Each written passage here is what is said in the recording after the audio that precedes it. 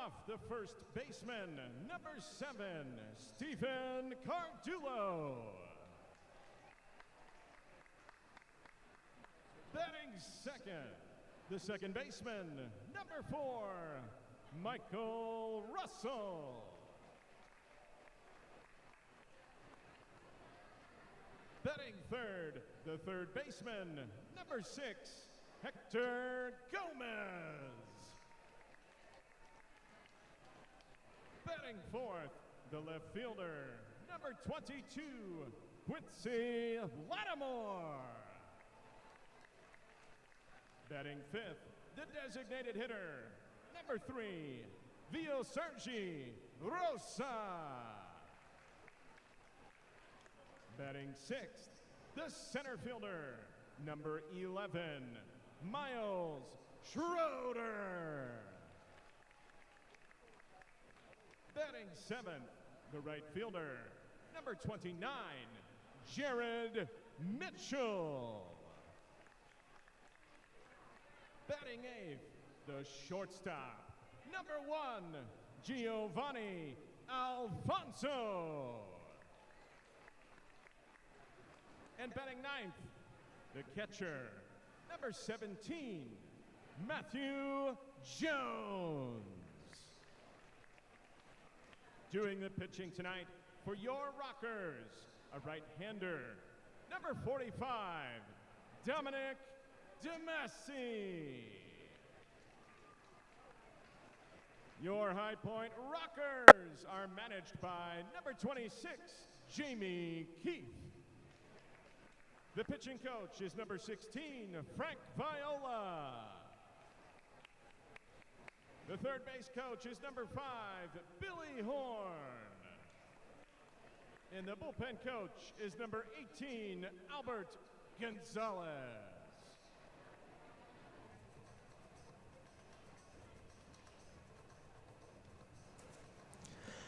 And a happy Saturday to you. Welcome to BB&T Point, where your High Point Rockers and Long Island Ducks are set for game number 2 of a weekend series. Kendrick Fruits, Kevin McMahon here with you on YouTube and Spreaker, and we'll, of course, shortly be joined by those on My 48. Looking forward to what should be a great ball game today, Kevin. The Rockers take yesterday by a score of 6-1, and you know, the tone was set early by Michael Bowden, doing a really nice job picking up 8 strikeouts in his 6 innings, and Dominic DeMassi looking to continue that tonight.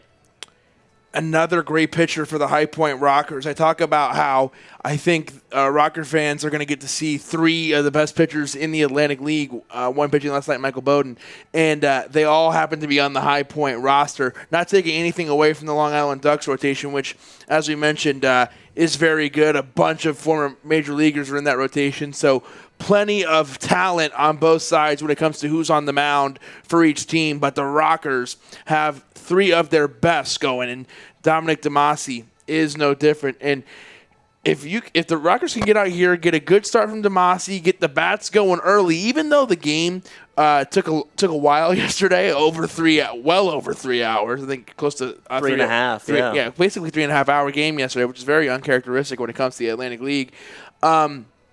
The Rockers did get their bats going early, even though it wasn't early in the evening, but it was early in the game. I think it was like 4th, 5th inning when that all unfolded. So if the Rockers can do that again and put the pressure on the Long Island Ducks, especially with great pitching, I think they're going to be in really great shape. The Rockers have an opportunity to go for the win in the series here today and really apply pressure on the Long Island Ducks. If they win today, they will be extending their lead in first place. They have a half game. Is it a half game or a? It's half game, yeah. So they have a half game lead right now on the Long Island Ducks. They'd love to extend that, and an opportunity to do so today. Yeah, and not only that, but they have won the season series with the Ducks. Like you said, no matter what happens, even if they lose the next 5 games, the Rockers would if they lose the next 5 games, the Rockers would hold a season advantage 10-9, and that's how it would end at this point. So that certainly is exciting, just to know you have the tiebreaker in the event that it should go to a tough situation, or a tie situation, I should say. But going back to the opportunity here to win, we talked about the pitching, we talked about DeMassi tonight, but another big thing is the fact that the offense really showed up yesterday. They picked up 6 runs, and they got the home run at one point from Quincy Lattimore to get the scoring started. That's what started it for me. I think that's what really got it started. I think so. I think between that, and I think that the other one was later on in the 7th inning, a little poke single by Miles Schroeder that knocked a couple of guys in, I think was a big moment too. But the other really important thing that stood out to me, this team worked 9 walks yesterday. They only got, I think it was like 7 hits at the end of the day, but they constantly had guys on base because they walked so many times. And you wonder why the game lasted so long. You look at you go, only 6 or 7 runs scored, which in the grand scheme of things isn't that many. And you go, what happened so long? Why did that happen? What happened? So many great long at-bats, and yeah, it keeps you at the ballpark a little bit longer, but it was good for the Rockers. They went deep into counts. They made pitchers work, and that's what you have to do when it comes to, trying to take on and beat a very good team, especially in who the Ducks had on the mound yesterday in Mattis, a great pitcher. You go longer in the count and make the pitcher work, and every pitcher that came in, the Rockers really made them work. They went deep into their counts with, I think I made the joke the average at bat yesterday less than 6 at bats. I don't have or 6 pitches. I don't have the stats on that, but I wouldn't be surprised if that's right. I mean, we were seeing some long at bats. Several guys had 7, 8, 9, 10 pitch at bats, and you put that all together, Kendrick. That really wore down a Long Island Duck pitching staff.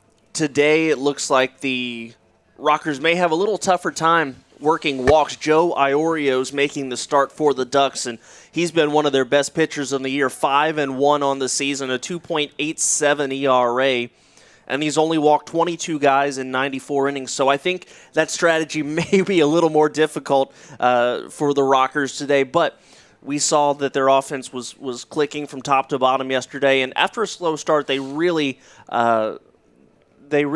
turned it on, especially with guys in scoring position. So as we're getting set here for the national anthem in a couple of moments, but really quickly, looking at the Rockers lineup today, what is the key for the Rockers today offensively? Or who, I guess I should say. Well, the key is, and we say it all the time, but get off to a good start, go deep into the count again, get into good pitchers' counts, and they really took that to heart yesterday, didn't they? They got into great pitchers' counts, and all day long yesterday it was the High Point Rockers in the driver's seat. And against a team like the Long Island Ducks, taking control is so important, especially if we can take control early. So try to do that. Who, you ask? That's a tough question. Do you want me to do mine first to give you a second? You know what? No, I'm going to go, all right, and then you can go.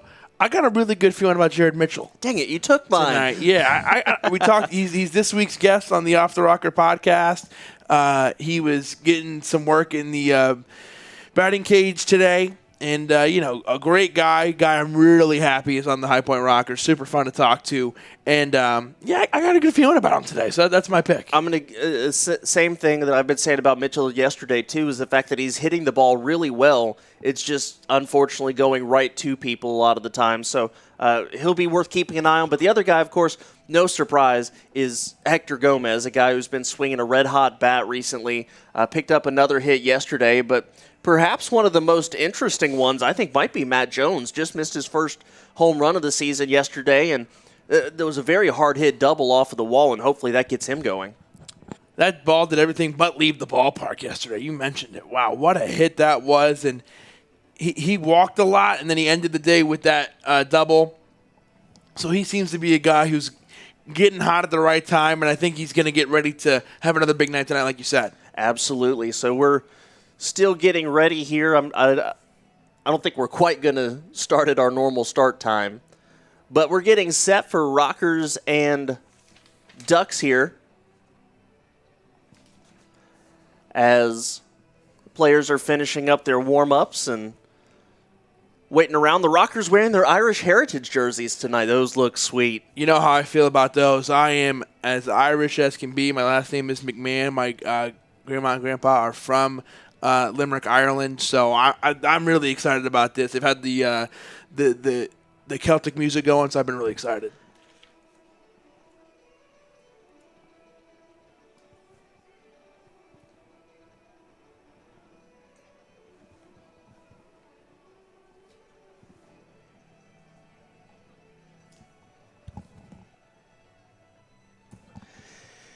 Gia Quick, everyone, and welcome to today's game between the High Point Rockers and the Long Island Ducks. I'm Kendrick Fruits, Kevin McMahon here with you this evening, and that's the only attempt of Gaelic I'm going to do. Supposedly it's hello. I tried. I was using some of those YouTube how-to videos, but one thing we don't need any how-tos is how to be excited for a big-time baseball game here tonight. The Rockers, the Ducks getting set for the second of a three-game series. These two teams battling it out for first place. The Rockers took it yesterday. There's just a half game separating the Ducks and the Rockers. So needless to say, with a month left in the regular season, this series is huge. Absolutely. Like you said, they're only going to play each other 5 more times, including tonight, 2 more at home tonight and then tomorrow. And then the Ducks are done coming to High Point for the regular season.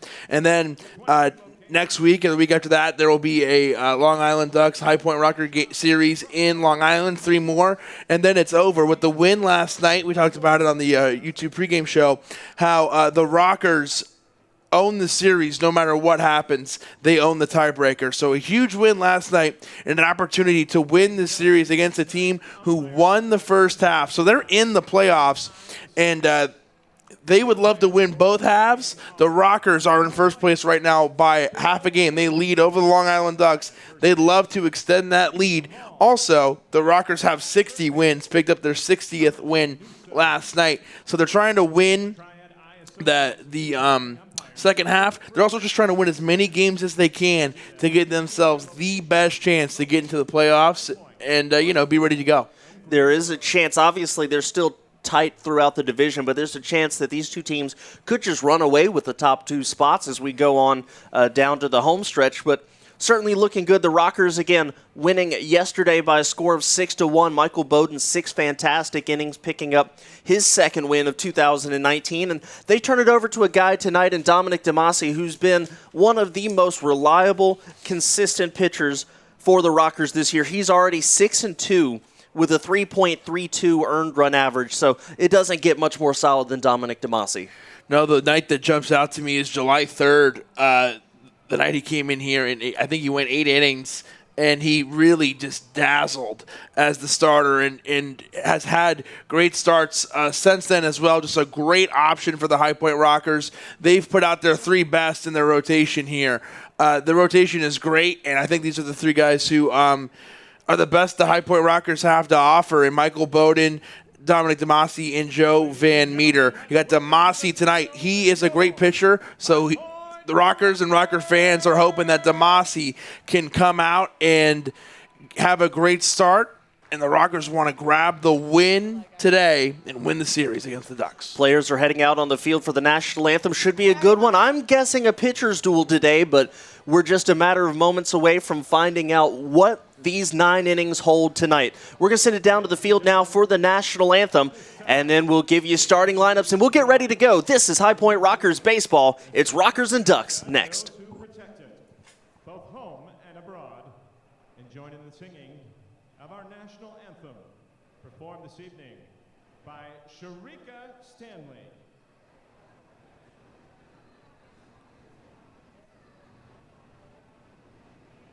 Oh, say, can you see by the dawn's early light what so proudly we hailed at the twilight's last gleaming, whose broad stripes and bright stars through the perilous fight o'er the ramparts we watched were so gallantly streaming, and the rocket's red glare, the bombs bursting in air, gave proof through the night that our flag was still there. Oh, say does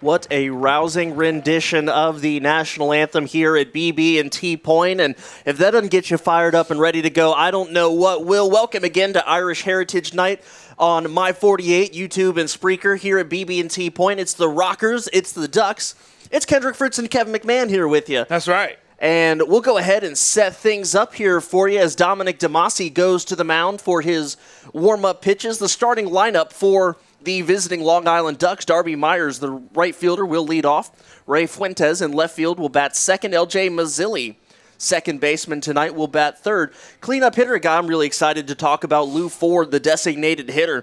Debinson Romero at third base will bat fifth. Daniel Fields, center field, will hit sixth. Vladimir Frias at shortstop will bat seventh. Ramon Cabrera, the catcher, will bat eighth. And Clint Freeman, the first baseman, will hit ninth. So who's the guy on the Long Island Ducks lineup that you're looking at tonight to be the difference maker, the guy the Rockers really have to be careful with? I just think LJ Mazzilli is a really great option for the Long Island Ducks. He's a great second baseman and can really get going. He is part of this tremendous outfield, which is they're still a great team. I mean, look at the standings. They're right behind the Rockers. They're a half game out. They're missing two guys who are really good for the Ducks, who Rockers fans have gotten to see, two guys who are all-stars. Steve Lombardozzi and David Washington are missing from the Ducks. They are both on the injured list. But LJ Mazzilli is a guy who is, in that same category of elite infielder along with those guys. So I'm looking at him to make some big plays on defense and at the plate. And, of course, I like to give a shout-out to Lou Ford. As you said, he has my favorite stat in the Atlantic League. He is the Ducks from their 20th season. He's played 10 with the Ducks. Dominic DeMasi for the High Point Rockers kicks and deals. First pitch tonight is strike one, and we are underway here. DeMasi 6-2, 3.32 earned run average, 60 strikeouts in 59 innings. He's been as consistent as they come here in 2019, and the big righty kicks and deals off speed, nubbed towards second base. Russell picks it up and scoops it underhanded to Cardulo, out number one.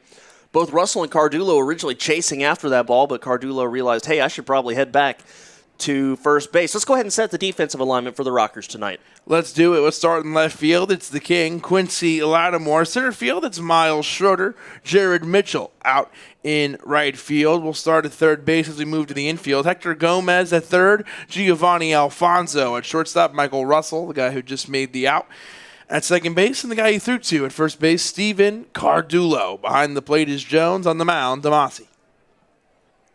So that will bring up Ray Fuentes, who takes inside, and the count 1-0. That play by Michael Russell, he is a great defender for the Rockers. They've seen some changes on defense throughout the season. The 1-0 fastball from DeMasi up and away. 2 balls, no strikes. Rockers are shifted towards the right field line. Hector Gomez playing about even with the bag at third. Cardulo playing all the way back at the edge between the dirt and the grass. That one is a strike at the top of the zone. 2 balls and a strike here to Fuentes. The Rockers have seen some changes defensively throughout the season with guys getting their contracts purchased, like Bichette Jr. and Ladendorf, but the Rockers have guys step up each time. The 2-1 swung on and hit right back up the middle on the ground. Alfonso, the shortstop, picks it up, throws to first. Cardulo has to stretch, but he's got him for out number 2. Brings up LJ Mazzilli, son of Lee Mazzilli, the 14-year Major League veteran, played a lot of seasons with the New York Mets, was an All-Star one season, 1979. Manager of the Baltimore Orioles for a couple of seasons. This is a great start for Dominic DeMasi. 2 quick outs. DeMasi deals first pitch to Mazzilli is down low, ball 1. Game time temperature 79 degrees. Had some storm clouds in the area earlier, but currently those are, at least the ones expecting to bring rain, have pushed out of the way. This one's a broken bat hit on the ground to short is the baseball. Alfonso scoops it up, an easy throw on to first in time for a quick 1-2-3 inning, 3 groundouts, and Dominic DeMasi has his ducks in a row. We go to the bottom of the first. This is High Point Rockers baseball. and Hyundai T-shirt toss. Get ready to catch some shirts, Rockers!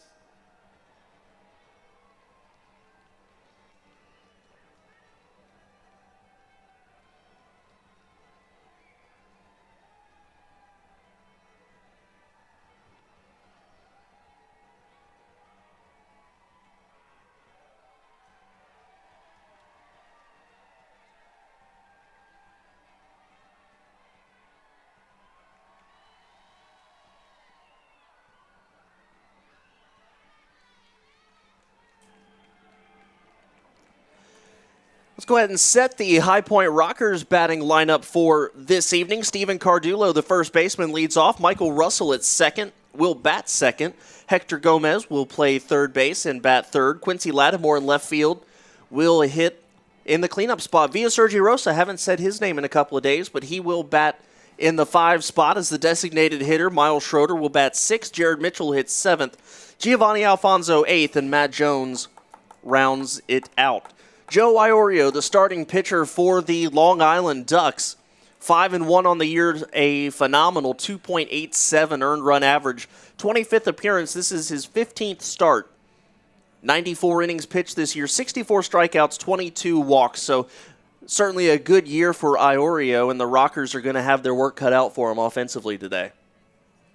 That's absolutely true. You saw a good start by Dominic DeMasi. You got Steven Cardullo, who will be leading off for the Rockers. He usually wears 65 special jerseys. He wears number 7. And like you said, the Rockers are just going to have to – they're going to have their hands full, but they're going to have to try to do what they did yesterday. And it's just all about getting that first – thing to go your way. And yesterday it was Quincy Lattimore getting the home run to tie it up 1-1, and they never looked back, and they were ready to go right from there. So the Rockers need that first bounce to go their way. And Jamie Keefe, we talked to him earlier this year, the manager for the Rockers, he talked about how hitting can be contagious for this team, and we saw that happen. We see that happen all the time for this team, and I think that'll be the case tonight. If the Rockers get one, they usually get a few more to go their way. The right-hander Joe Iorio ready as the right-handed hitting Steven Cardullo steps in. This is Iorio's 3rd start against the Rockers this year. We'll tell you how he fared here after the first pitch. Cardullo swings and fouls it back to the screen, and the count 0-1.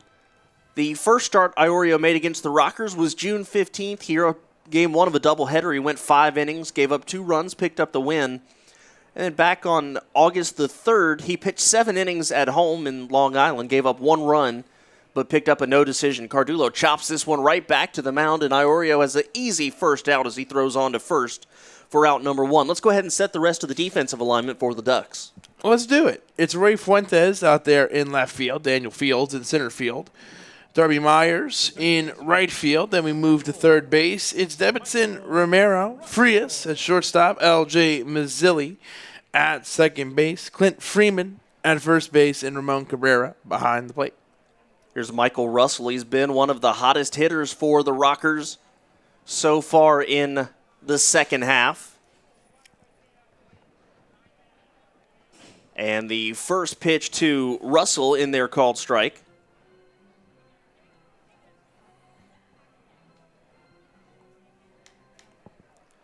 No score. The Rockers actually did not score first yesterday, which usually does not bode well for them as that pitch misses and the count 1-1. They're 21-28 when the opponent scores first, so that just shows you how important it is, especially with this High Point team, to score first. But they've been known for some late game dramatics as that pitch misses down 2-1. A 2-1 count here for Michael Russell. There is 1 out in the inning. He would love to break up the success that Ioria's having here early. Here's the 2-1. Russell swings and hits this one up out of play down the first base side. DeMasi ended the first inning at 8 pitches. Iorio at 4 right now. So he would like to keep himself well under 15 just like DeMasi did.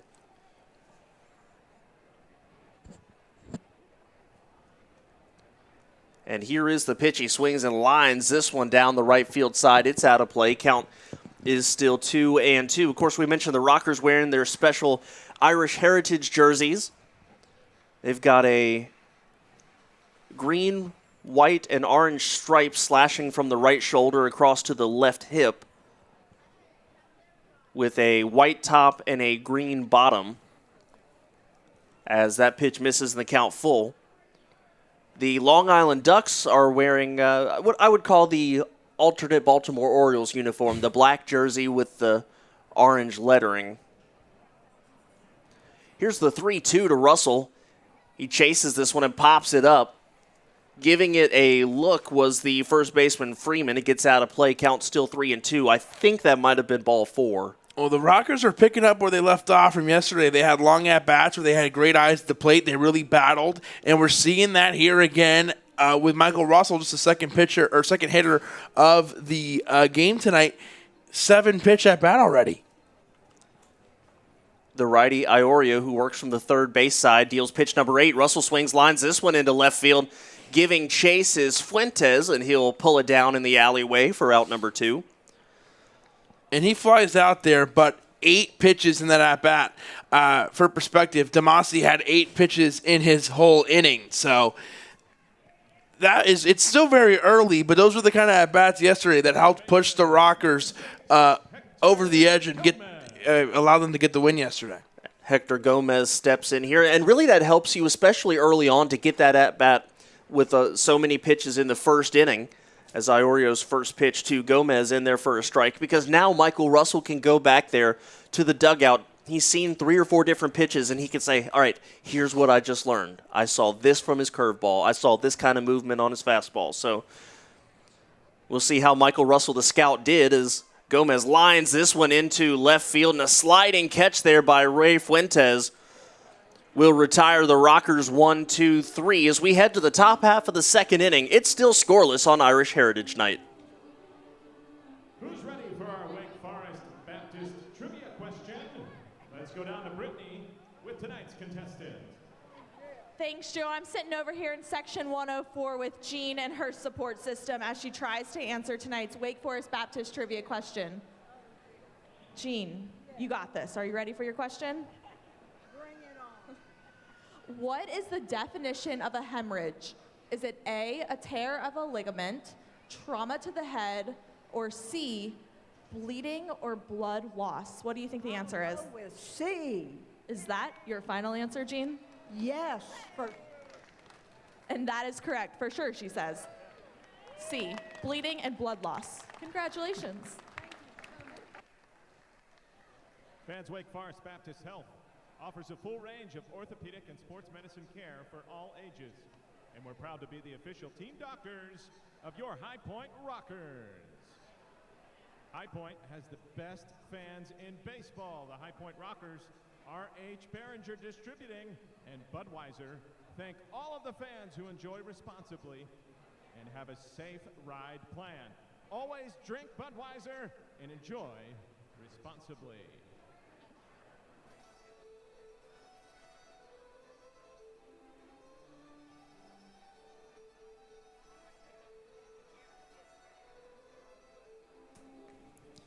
Top of the second inning here was a quick first as all 6 hitters that came up to the plate were retired. It'll be Lou Ford, Debinson Romero, and Daniel Fields coming up here for the Long Island Ducks. Lou Ford, if that name sounds familiar, it should. A 6-year veteran in the major leagues, but a fantastic rookie season in 2004 with the Minnesota Twins. He hit 15 home runs, drove in 72, and hit .299. Spent a handful of seasons there, ended up in Baltimore in 2012. And as you mentioned, Kevin, a guy who spent a lot of time here with the Long Island Ducks as well. Yeah, Ford takes strike 1. That's my absolute favorite stat of his and my favorite stat in the Atlantic League. 10 seasons for the Ducks. He's a player and a coach. He's a hitting coach for the Ducks. Swing and a miss. Count 0-2. I saw him in the batting cage taking some cuts and warming up, but also providing some words of encouragement to some teammates while he was getting warmed up. So, pretty cool. Ford swings and fouls the 0-2 right back to the screen, and the count is still 0-2. there's a lot of great things about BB&T Point. So if you haven't gotten a chance to come out to the ballpark and experience the Rockers game, you definitely should. My favorite part of the ballpark is the batting cages up at the concourse. It's definitely one of the more unique features, and it's absolutely a great way to have fans feel close and connected to the players as Ford fouls that one off. Because the gates opened today, at 5:30. Guys are still up there. They opened an hour before. Guys are still up there getting some last-minute cuts and warming up and still getting loose. So it's really cool to see the guys warm up close and personal. Ford swings, lines this one just over a leaping Michael Russell for a base hit into center field. Russell full extension on that one, just not quite able to come down with it. So it's a leadoff single, and that brings up Debinson Romero. Ford getting it started early here with the single. He gets the first hit of the ball game for either side. And the Ducks have a leadoff man here with nobody out here in the top of the second inning. And here comes Romero, the former New Britain B, if that name sounds familiar. He's now a Long Island Duck. He has an opportunity to maybe get something going here early for the Ducks. And here is Damasi's first offering to Romero in there, called strike. And the count 0-1. Another interesting thing about Lou Ford, the runner on first base, we talked about, was it Ricardo Gomez, the pitcher for the... Is that pitch in there for a strike that the Rockers faced recently? That was 43 years old. It was Gomez, yes. Yeah. Lou Ford, the runner at first, also 43 years of age, the two oldest players in the Atlantic League. And he still looks good. How about that single? Came hot off Hard the bat hit, there. sure. Yeah, Russell almost grabbed it, but that would have been a really good play. Here's the 0-2. Off-speed pitch stays just away in the count 1-2. Yeah, that was a perfectly placed hit by Ford. And how about that? The hitting coach getting things started. Leading by example. Yeah, now you can walk back to the dugout and say, see, that's how you do it. Here's the 1-2 from Damasi to Romero. That's going to be inside as Romero has to lift his foot up out of the way, count 2-2.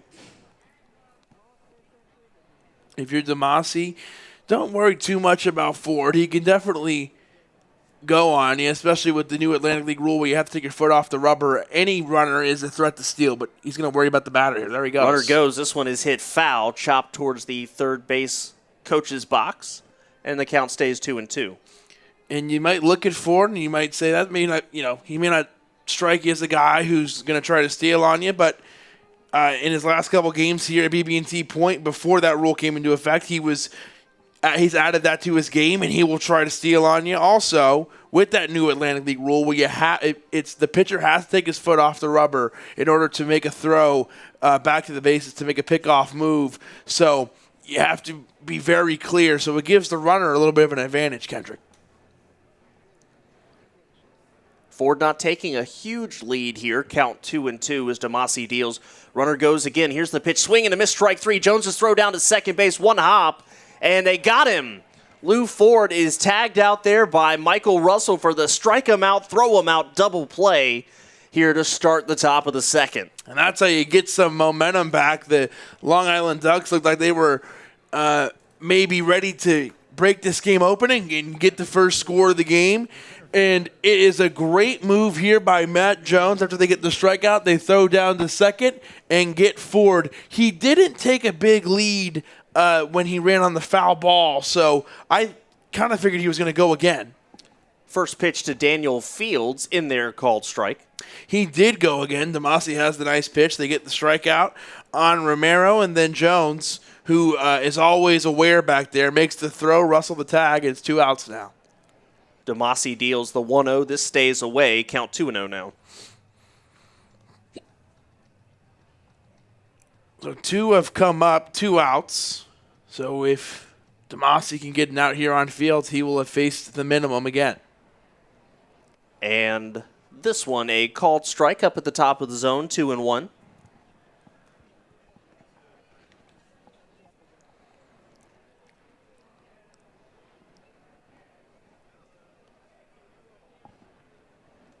And here's the 2-1. This hit on the ground towards short. Alfonso playing it perfectly. Fires on to first base in time. So the leadoff base hit by Lou Ford. No matter as he's part of a double play, and Damasi's retired all 6 that he's faced here, although with the base hit in between those. So we go to the bottom of the second, still no score. This is High Point Rockers baseball. Hey fans, the Cricket Wireless Row of Honor, located in Section 104, are in recognition of the servicemen and women who put on the uniform of our armed forces and stand ready to defend a grateful nation. Included in these seats is our POW MIA seat, which will always remain unused in memories of those that have not come home. At this time, please rise if you are currently serving or have served in our armed forces and be recognized as our heroes of the game. We thank you for your sacrifice for our nation, and thank you to Cricket Wireless for sponsoring the Rockers Row of Honor.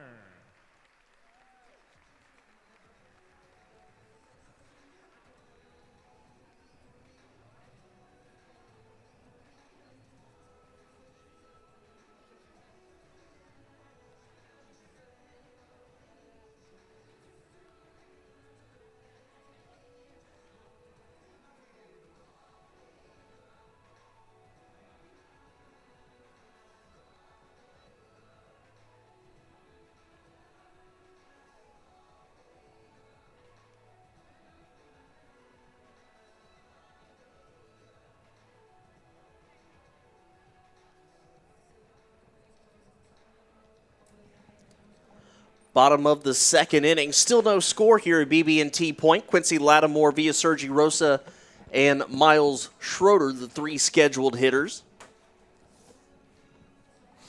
Joe Iorio sent the Rockers down 1-2-3 in the top of the first. Or excuse me, in the bottom of the first inning. It's Kevin McMahon and Kendrick Fruits here with you at BB&T Point. We want to say hello to everybody listening to us on Spreaker, watch us on YouTube, and the folks watching us on My 48. Thank you for watching us tonight. We'll be back again tomorrow at 2 o'clock. Quincy Lattimore, who went deep yesterday, deals first pitch swing and a drive deep to left field. Looking back is Fuentes, but rockabye baseball. Quincy Lattimore has your High Point Rockers on the board. 1-0. He turned on that pitch upstairs and sent it a long way. Quincy was ready to go here. First pitch, sends it into left field for a home run. I talked to Quincy before the game. He said he had some family coming, and he's putting on a show for them early, and they are ready to see him. A big hug for Giovanni Alfonso, and he will get a king's welcome in the dugout. Put the Rockers on the board first here, 1-0. Somebody better find that baseball. There might be a pot of gold at the end of that rainbow shot. I talked to Michael Russell before the game, and he said the home run that Quincy Lattimore hit yesterday, the ball's still in the air. I think that one is as well. Those balls are together now. The 0-1 to Vio Sergi Rosa is up high. The count 1-1. Also for Quincy Lattimore, his 19th home run of the year. He has tied Richie Schaefer for the team lead. Rosa swings, fouls this one up out of play, and the count is 1-2. He's a .248 hitter this year, 9 home runs. He's driven in 31. One more note on Quincy Lattimore, his 19th in the Atlantic League, his 20th professionally this season with one in Mexico. And here's the 1-2. Strike 3, they're going to ring up Rosa on that pitch to the knees for out number 1. And that's how you come back there if you're Iorio. You give up the home run. You need to get a big out. You need to respond. You need to give a reply. He does right there with 3 strikes to Vio Sergi Rosa. Rosa did go down looking, but it is a strikeout nonetheless there for Iorio. And you want to get that out back. It's only 1 run, but what a big run it could be for the High Point Rockers. The first pitch to Miles Schroeder, a strike at the knees. Count is 0-1. And don't forget, too, Rosa has not been playing regularly the last week or so either. So, it takes some time. It takes some seeing some pitches to get back into the swing of things. No pun intended. Here's the pitch. Schroeder swings, chops this one on the ground. It's fielded behind second base by the shortstop Frias. The throw on to first in time for out number 2. That's a tough play. It looked easy there, but Frias had to come a long way over And, these guys are professional players. They make it look so easy. He took his time on that one. He had to come a long way away. He was well past second base coming from the, the shortstop area and ends up making the out there. Well, here's something you don't see a whole lot in the High Point Rockers batting orders, and that's a third straight left-handed hitter. This is Jared Mitchell, who swings and misses strike one. A lot of times the Rockers either are right-handed heavy or they like to mix them up and go left, right, but 3 straight left-handed hitters here tonight. Here's the 0-1 to Mitchell, off-speed pitch. I think he just got a piece of it, and the count 0-2. Jared Mitchell is this week's guest on the Off the Rocker podcast. I think next week's guest, isn't it? Well, he'll be this week, yeah, when it drops on Monday. So he'll be next week's guest, yeah. I'm already put the other week, last week in the past, or this week in the past, I guess. It's a great conversation. Iorio comes set. Here's the 0-2 to Mitchell, and he takes a fastball up high, 1 ball, 2 strikes. Jared Mitchell played football for the LSU Tigers.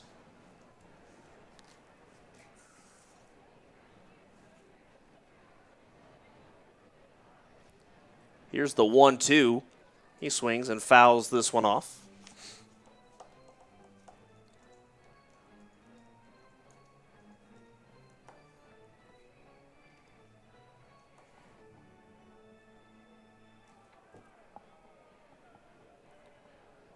The Rockers would love to keep this inning going. They have the Quincy Lattimore home run that put them up 1-0. They'd love to keep the inning going and try to add a few more. Not only did Jared Mitchell play there as a receiver, he was on their BCS National Championship team of 2007. And here's the 1-2, bounced in the dirt, and the count is 2-2 now.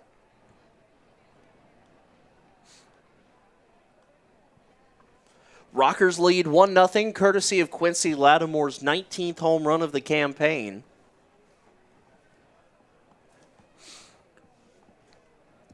And here's the 2-2 to Mitchell. That's inside, and he's worked the count full.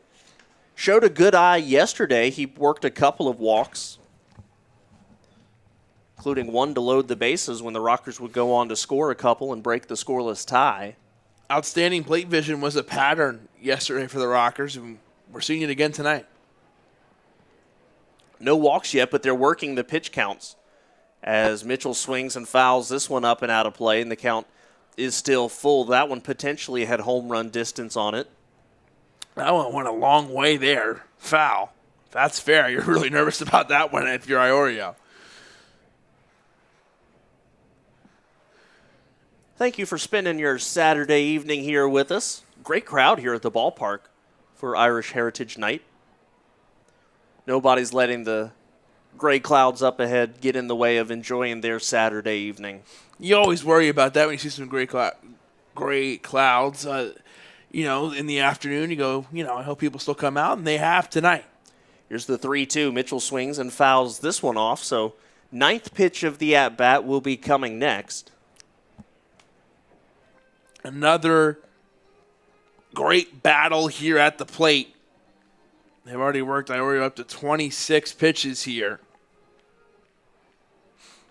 And they have a run, the Rockers. 2 outs here in the bottom of the second, and here's the pitch. Mitchell swings, pops this one up in foul territory. Cabrera, Romero, and Iorio all going for it, but it's going to be the catcher, Cabrera, who puts it away for the final out. So the Rockers are down in the second, but not before Quincy Lattimore goes deep to give your High Point Rockers a 1-0 lead.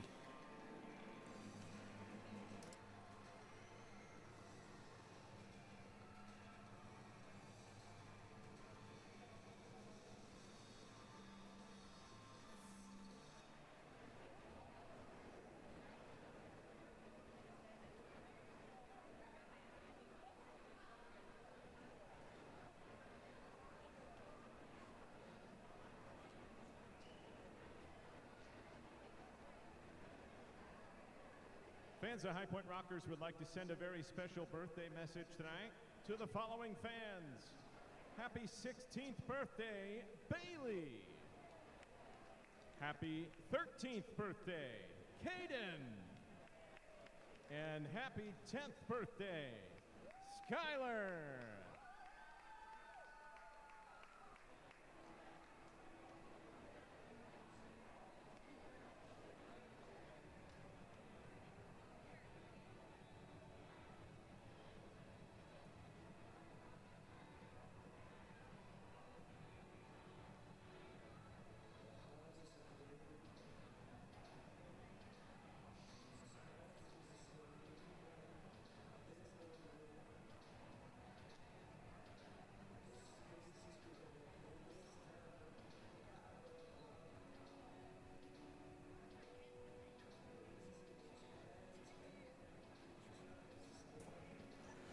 Top of the third, but it'll be the bottom third of the lineup for the Long Island Ducks here. The Rockers have a 1-0 lead. Vladimir Frias, Ramon Cabrera, Clint Freeman, the three scheduled hitters here on Irish Heritage Night. Rockers won the season series with the Ducks last night, looking to win this series tonight. Number 1, Vladimir Frias. And if you're Dominic DeMasi, you come out on the mound here, you have a 1-run lead, and he is a great pitcher here for the Rockers. So he can make a 1-run lead feel like a lot more when he's really dealing. Frias, the shortstop, hitting .222 with a little bit of power, though. 5 home runs. He chops this one on the ground to the second baseman, Michael Russell, who throws on to first. And there's quickly 1 pitch, 1 out here in the third inning. We'll take a look at the standings in the top of the fourth, so I don't want to jump too deep into it right now. But if you're the Rockers, you got to feel like winning series. Obviously, you won't try to win every game, but you know you won't. But if you win, 2 out of 3, if you win every series, that's pretty much coasting your way in at this point. Just focus on taking a 2 out of 3 or splitting a 4-game series or taking 3 out of 4 as the first pitch to Cabrera in there for a strike. You want to win the second half if you're the Rockers, but you want to win as many games as possible because they're trying to stay ahead of the Patriots and the Revolution. Cabrera fighting this one off in the count 0-2. The Rockers are hoping they take the guesswork out of it. They win the second half. They don't have to worry about wild card. If the Ducks were to win or if the Sugarland Skeeters won, that would be one team winning both halves in their division. That would open up the wild card. DeMasi deals. This one's ripped hard on the ground to short. Alfonso picks it up. It's a high throw, but Cardullo lands back on the bag for out number 2. Good job by Alfonso, who was positioned almost right behind second base. Rockers is employing a little bit of a shift here against the Ducks. They've done their homework on these hitters. Infield is looking sharp early. We've seen a lot of Giovanni Alfonso and Michael Russell, and a guy who is making good plays at first base, Cardullo. He's in that stretch. He's looking good. If you're the number 9 hitter, Clint Freeman, takes ball 1. Each team has a hit. Lou Ford was thrown out at second base, so that hit wasn't able to result in a run for the Ducks. DeMasi deals the 1-0, and that's going to stay up 2 balls, no strikes now. DeMasi has looked sharp. He's keeping that pitch count low. The Rockers would love to have him stay in there as long as he can, maybe go deep into this game. If you're the Ducks, you're just looking for that first bounce to go your way, that first hit, that first bit of momentum. Here's the 2-0. That's going to stay down. 3 balls, no strikes now to the number 9 hitter, Freeman, who's hitting just .213. You really got to challenge him and go after him. You don't want to put him on base and send it back around to the top of the lineup here. Well, you talk about momentum. You talk about trying to get things to go your way. A walk here with the top of the lineup coming back up, that'd help you. DeMasi deals 3-0. That's in there for a called strike, now 3-1. If they can get a guy on here, and then they have Myers, Fuentes, Mazzilli, all those guys coming up again. Lou Ford, of course, clean up. So you'd be right in your wheelhouse there to get something going. DeMasi kicks and deals. This one swung on and lined into center field. Base hit. So a 2-out single off the bat of Clint Freeman. And the Long Island Ducks will wrap back around to the top of the lineup with Darby Myers. Freeman didn't want to wait for the walk there. Goes for the hit. Has a nice-looking single and gets on. And gets on in the 9th spot, and now the top of the lineup right here. I know there's already 2 outs, but the Ducks in a position where they can get something going here in a 1-0 game. So for the second time tonight, we'll see Dominic DeMasi work from the stretch. And he deals first pitch to Myers, swung on, and that's hit high in the air.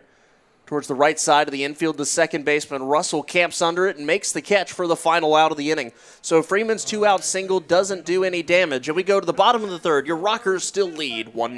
Get those little ones way up in the air.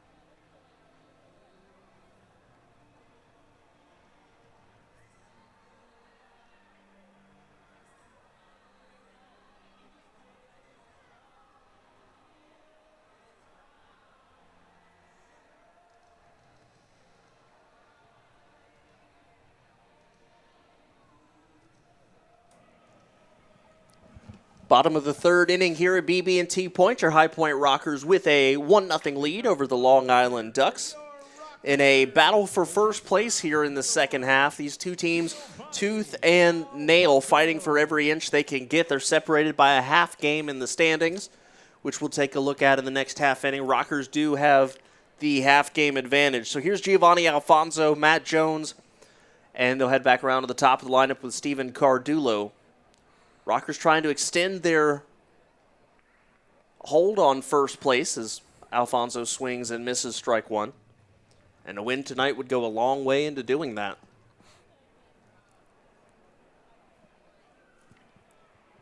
Here's the 0-1. He swings and pokes this one into center field. Now starting to go back is Myers, and he makes a nice catch right at the edge of the warning track. That's Daniel Fields who makes the catch out there. Looked like he might have misread it at first. He thought he had it, then started sprinting back, and at the last moment dives to make what ended up being a pretty impressive catch out there. That was a great catch. That is the deepest part of the ballpark. Alfonso hit that one a long way, and how about Fields making a really athletic catch? That one just kept going, and here's Fields all the way. Is going to have to make the diving effort for it. A great play. That'll bring up the catcher, Matt Jones, who hit a booming double last night. Walked 3 times and hit that double, so good day at the plate for Jones yesterday. He takes strike one to begin his evening tonight. That was going to be extra bases for sure for Giovanni Alfonso, a guy with a ton of speed. So that's a big out there. Iorio deals to Jones. He holds up, and the count is 1-1.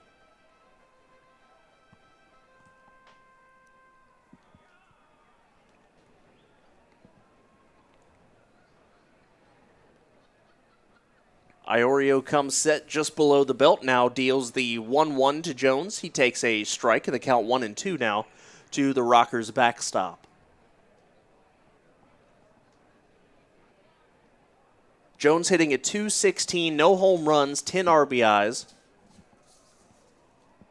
And here's the 1-2. That's scooped up there by Cabrera. He picked it on a hop.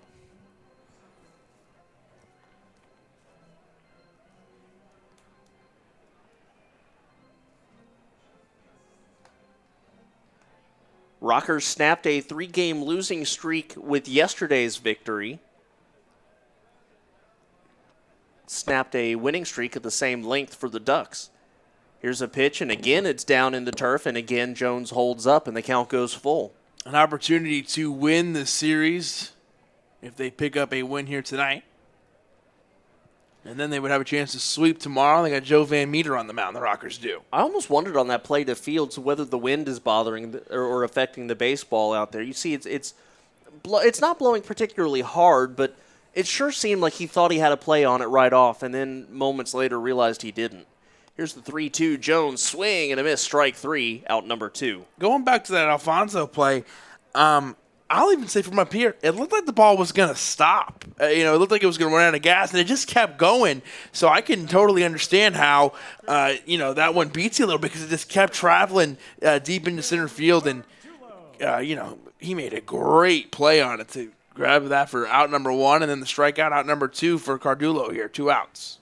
Cardullo grounded out to the pitcher in his first at-bat, and he takes ball 1 to start his second trip to the plate.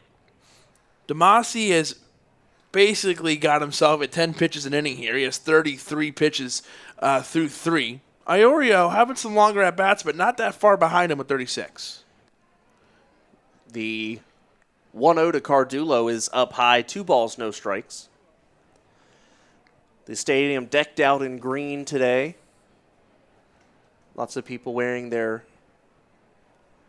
Irish colors. There's some people in leprechaun hats here and there, dotted throughout the stadium. Cardullo goes down to a knee swinging there, and then continues to fall down to his backside, the count 2-1. The Rockers gave out medallions today to the fans as a giveaway, courtesy of Penny Byrne. Big thanks to them. Don't forget these jerseys will be available to bid on in the Live Source app. Cardullo swings, drives this one down the left field line. Is it fair? It's foul just by a bit.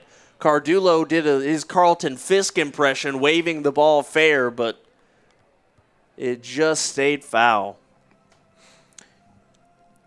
He definitely did his Carlton Fisk impression there. He was waving it, wanted it to go. That would have been a big moment for the High Point Rockers there to get up 2-0 on a very good pitcher, a very good team here in the Ducks, and Iorio. Just see how high he hit that ball, how long it took the home plate ump or the base umpire to make that call. Well, it curved. It was right. If it would have stayed and not moved at all, it would have been a home run. Cardullo swings, drives this one into center field. Fields, though, is going to have a beat on it and will make the catch in the right center field alleyway for the final out of the inning. So Cardullo just missed a home run by a couple of feet, but your Rockers still have a 1-0 lead. We head to the 4th. This is High Point Rockers baseball. Fans, each game, one lucky fan will be picked for our gem of the game and win a gift card courtesy of Simon Jewelers. The lucky seat for tonight's gem of the game is section 104, row K, seat 4. Congratulations. You're our lucky gem of the game.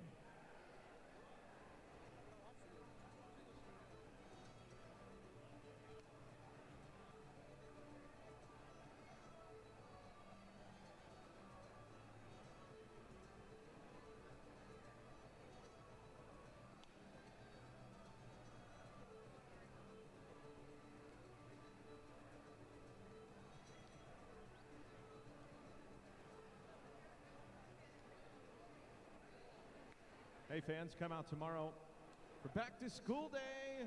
Be one of the first 1,500 fans and you'll receive a Rockers drawstring backpack sponsored by Red Lion. That's tomorrow.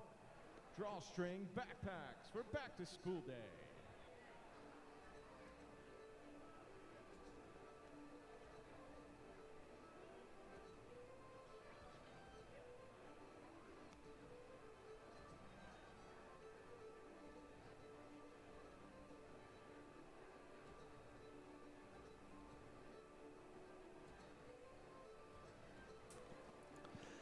Top of the fourth inning here, your Rockers lead 1-0. Let's take a look at the standings in the Atlantic League. You see the Rockers sitting atop the division, the Liberty Division, at 19-17, a half game above the Long Island Ducks.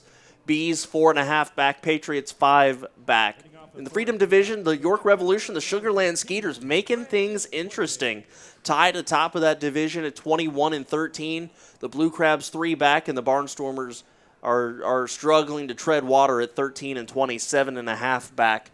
So looking at the standings, the Rockers sitting pretty at the moment, but still plenty of baseball left to be played as that first pitch is in there for a strike to Fuentes. See a close one there in the Freedom Division with the York Revolution and the Sugarland Skeeters. A close one here for the High Point Rockers and the Ducks as well. The Revolution trying to do what the Rockers are trying to do and win the second half to get in. Fuentes will take for a ball, count 1-1. Revolution are down 3-0 in their game tonight, though, against the Barnstormers. And a swing and a miss, count 1-2. One of the newest Lancaster Barnstormers getting things going, Gift Nguipe, with a RBI double. Nguipe, the former Pittsburgh Pirates prospect from South Africa. The Barnstormers are putting together a handful of big wins and really doing some good work, and they're not out of the conversation just yet either. They're not. Somerset Patriots are ahead 3-0 in their game, and of course, they've not gotten off to a good start. They and the Rockers were the top contenders for that wild card spot. This one is fouled off by Fuentes, and the count stays 1-2. But also, if the Sugarland Skeeters regain the lead in their division, all of a sudden the York Revolution become a big player into the wild card battle all of a sudden. They've had a very hot second half, as we showed you on the graphic. 8 games above 500 here in the second half. Here's the 1-2. Fuentes chases that one. He misses strike 3. Jones has to pick up the loose ball and the throw to first to retire Fuentes, out number 1. And as we explained earlier this year, and we'll continue to explain it as we get closer, if it plays a role in the Atlantic League at all, if one of the teams that won the first half wins the second half, it opens up the wild card, and it doesn't matter which division you're in. It's the best team. It's the next overall best record. Yep. Yeah. So, to Kendrick's point, if the Sugarland Skeeters or whoever, or the Long Island Ducks win the second half as well, the York Revolution would be on the High Point Rocker radar as well, the team they want to finish better than so they can get in if they don't win the second half. This one's chopped on the ground to second. Russell picks it up. The throw to first. Took him a moment there to get rid of that ball, but he does get it to first in time to retire L.J. Mazzilli for out number 2. That'll bring up Lou Ford, who's 1 for 1 tonight. But the Rockers, though, they're making it hard on everybody else. They have 10 wins in the month of August, which leads the league through the first. Wow, we're halfway through August. I looked at the date and I said, whoa, it's the 17th. Kids go back to school, I think, not this week, but next week. Yeah, a couple local counties sent them back last week and a couple more this Really? week. Yeah. Oh, man. That pitch is ball 1. I hope those kids got out early. Hope they got out in May. I think Star Mountain, Forbush areas Okay. started back last week. Here's the 1-0 to Lou Ford, and that is in there for a called strike. Count 1-1.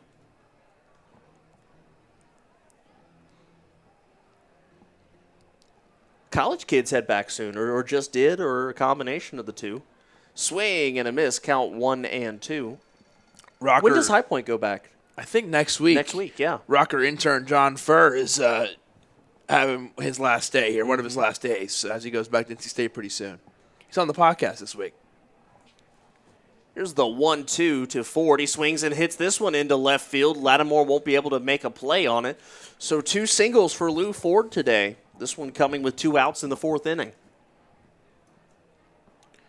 There's Ford again, another single coming at a big time, this time with 2 outs, and he keeps the inning alive. And Number 21, Demasi will have to face another batter. It's going to be Debinson Romero. Romero struck out as the front end of the strike him out, throw him out double play back in the 2nd inning. Obviously, no chance of a double play here, and I doubt Lou Ford is running as Romero fouls this one off, and the count 0-1.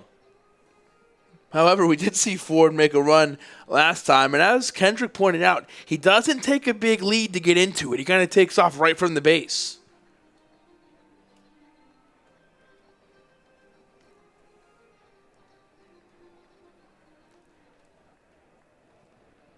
Throughout his career, Lou Ford never really been a big base stealer, except for his first couple years in the minors, as this pitch is down low in the count 1-1. In 2000, playing with Augusta as a member of the Boston Red Sox organization, Lou Ford stole 52 bases. Let me repeat that, 52 bases. Although base stealing has not been a part of his game in a long time, as that pitch to Romero inside, and the count is 1-1. The last time Lou Ford stole double digits was in 2005 with the Minnesota Twins when he stole 13. And as you can imagine, a guy who's been there for a long time, 10 years, Lou Ford, a big fan favorite amongst Duck fans.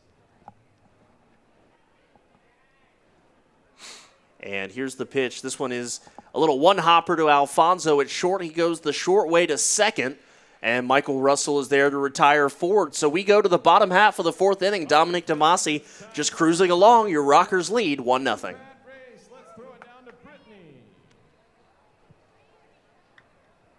Thanks, Joe. I'm down here with Owen and Roddy, and they're going to participate in today's Dizzy Bat Race. Guys, go over there, get those helmets on, get geared up, and ready to go.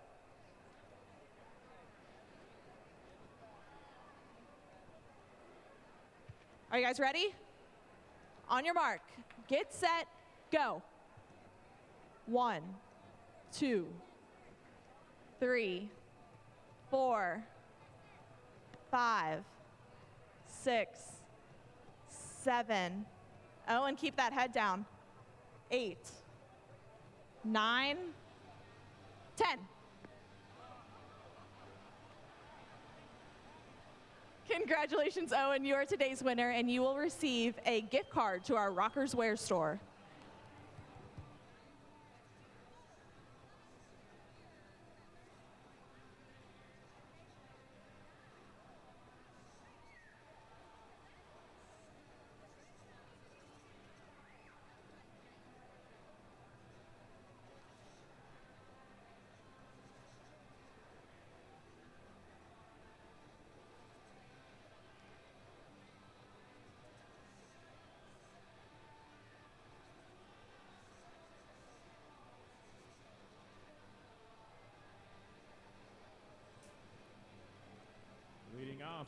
Bottom of the fourth inning, Michael Russell will lead off for the High Point Rockers. It's Russell, Gomez, and the home run man, Quincy Lattimore. Rockers lead 1-0 here. Again, as we just said, the bottom of the fourth, as this game continues to just cruise along. In stark contrast to yesterday's game, here's the first pitch to Michael Russell, in there for a called strike. Yesterday's game, officially, as I'm trying to sort through all my paperwork up here, but I believe yesterday's game time was, I think, officially listed as, it was listed as 3:26 as a broken bat foul ball by Michael Russell. It splinters his bat. He's going to have to go get a new piece of lumber. It sure felt like more than 3:26 yesterday. We got added in the pregame show. That's why. And we were on air yesterday, and you have the postgame. We were on air yesterday for just under 4 hours. Yeah. At like 3:50, I think it was. 3:55 is what Dylan Lynn told me. Yeah. Here's a replay of the foul ball. Michael Russell getting it just off the end of the bat and just splintering it. Yeah, so it was a long day at the office yesterday for everybody. But a Rocker win. So Rocker fans and the Rockers were happy to have that one, 6-1. Here's the 0-2 to Russell. Pops this one up. It's going to drift up and out of play. And for the first time today, we're starting to see some evidence of sunlight, especially out in the right center field alleyway and a little bit into center field. And you look back on the backdrop, and it's turned bright all of a sudden. A check swing foul ball off the bat of Michael Russell, so the count will hold at 0-2.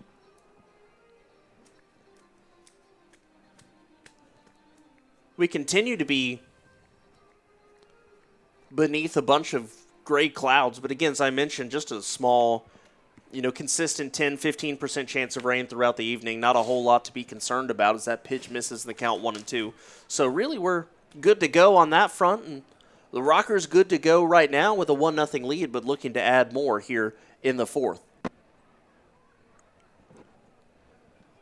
Joe Iorio steps off the mound. At least off the rubber, doesn't go too far down the side of the mound, though, but he's ready to get things going again.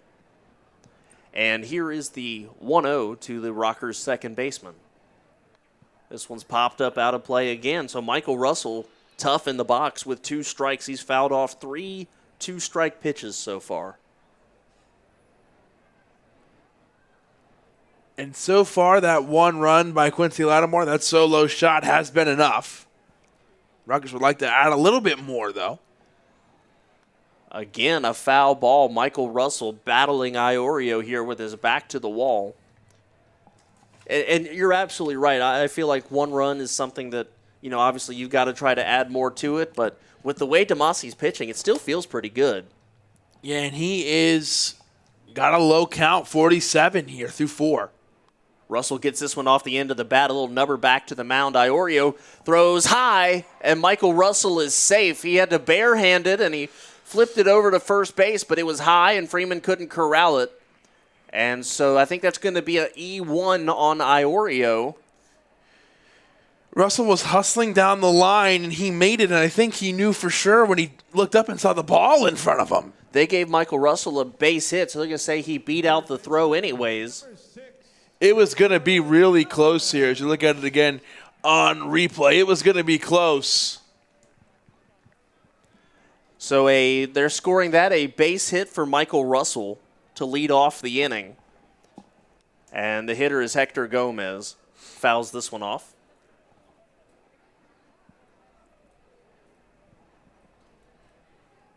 That would have been a good play by Iorio. He almost had it. Russell with a swinging bunt, as I like to say. Here's the 0-1 to Gomez, who's been one of the biggest run producers for the Rockers here in the month of August. Swings through that one, and the count 0-2. And he's got that home run working now. 9 so far.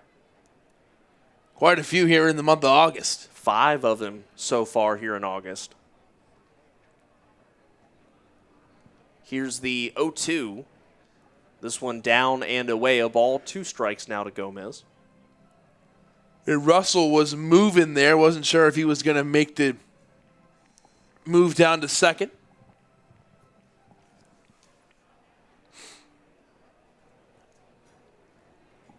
A check over to first base now on Michael Russell. He's back in safely.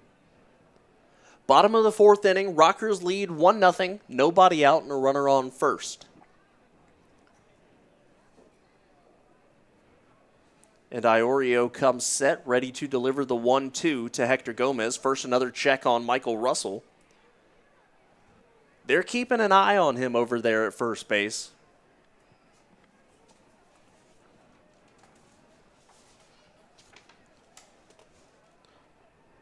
Michael Russell so far this year, 10 stolen bases, so he is a threat to go if he finds one he likes. But this one's going to go to the plate. And Cabrera digs that one out, so the count 2-2. Rockers in a good spot here with a leadoff man on, no outs. And 3 and 4 coming up after that. Hector Gomez, the third batter up right now, and Quincy right behind him. Iorio set. Here's the 2-2. That's up high, an easy take for Gomez. And the count is now full. Iorio is approaching 55 pitches here in the bottom half of the 4th inning. But other than the home run to Hector Gomez, he's matched Dominic Demasi in throwing a fantastic ball game. Excuse me, the home run to Lattimore.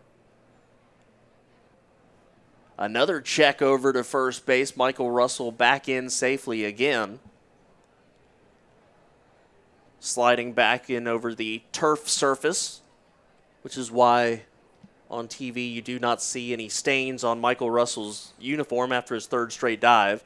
3-2 runner goes, strike 3, and there's no throw to second. So Russell steals second base, but Hector Gomez down on strikes for out number 1, and that'll bring up Quincy Lattimore. Strike 3, so it'll be an out in the inning for the Rockers as Gomez is retired, but Russell makes the move over to second base, so it almost works as the same as a bunt as it moves the man over. For Michael Russell, that is his 11th stolen base of the year. First pitch to Lattimore, in there for a strike.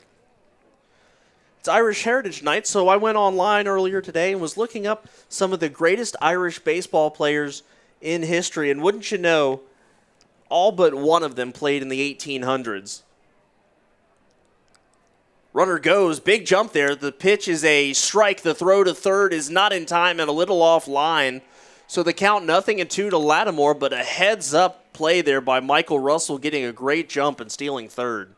That's another Rockers stolen. Great job by Russell, and just like that, he is over at third base. For Russell, that is his 11th stolen base. So as far as pure Irish baseball players go, some of the greatest of all time include Patsy Donovan, also including Charlie Old Hoss Radbourne, Hall of Fame pitcher, nicknamed Old Hoss because of his workloads. He would routinely pitch 400 and 500 innings per game or per season. That went to Lattimore up for a ball. Also, the speedy Jimmy Walsh in there. If you look at Irish-American ball players, you start to get into some current guys such as Daniel Murphy, as that pitch down 2-2. Yeah, the national sport of Ireland is actually Gaelic football and hurling. And so hurling is like a mixture of baseball and lacrosse.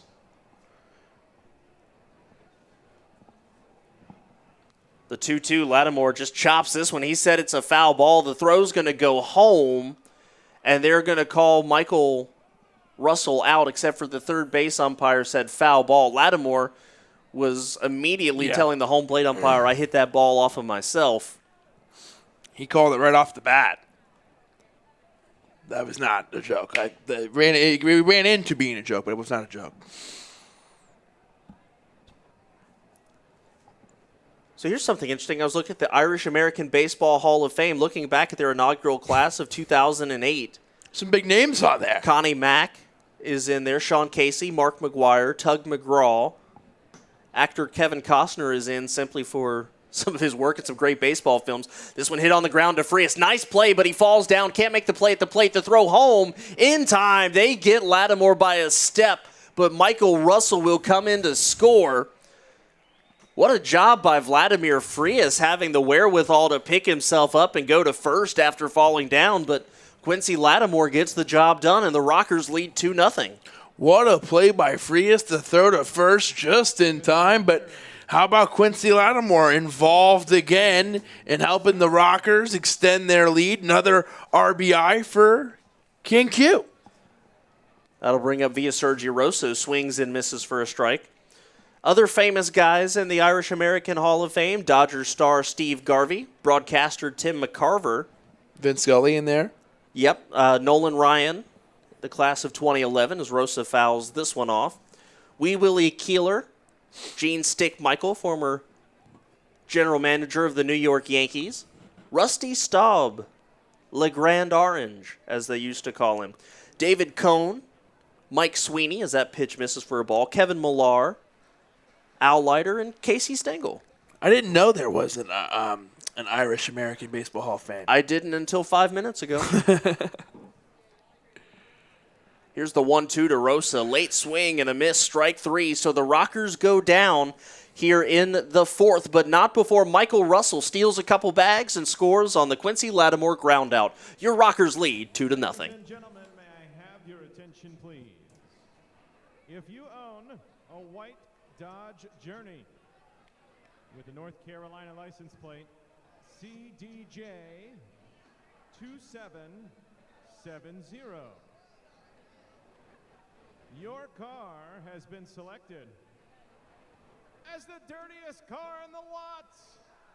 Please report to guest services located behind home plate to pick up your free car wash, courtesy of our sponsor, Twin Oaks Car Wash and Splish Splash Car Wash with 2 locations in town. Congratulations, you've got tonight's dirtiest car. And fans, we want to wish another Rockers fan a very happy birthday, Noah Neely. Thanks for spending your birthday with the Rockers.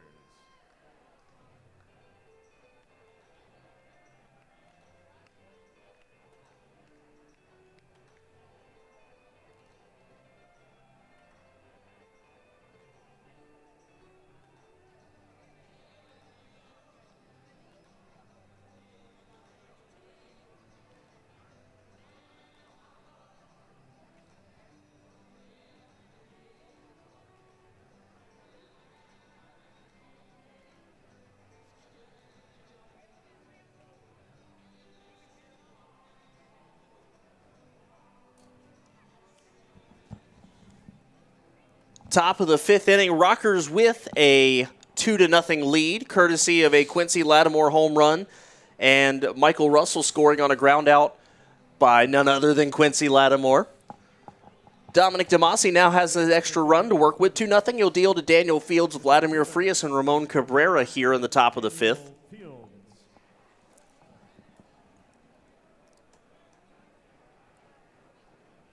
So a couple of RBIs for Quincy Lattimore. He's approaching 60. No Rocker has 60 on the year. He's at 58. And the first pitch is a called strike to Daniel Fields, who grounded out to short his first time up.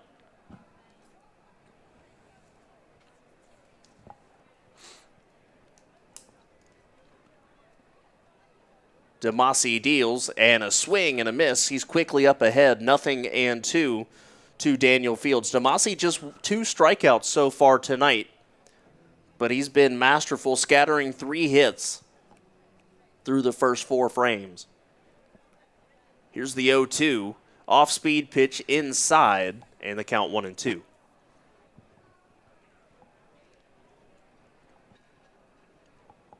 Rockers will be on the road Monday, Tuesday, Wednesday, Thursday. They return home next weekend for a 3-game homestand as Fields swings and misses, strike 3. That's strikeout number 3 for DeMasi.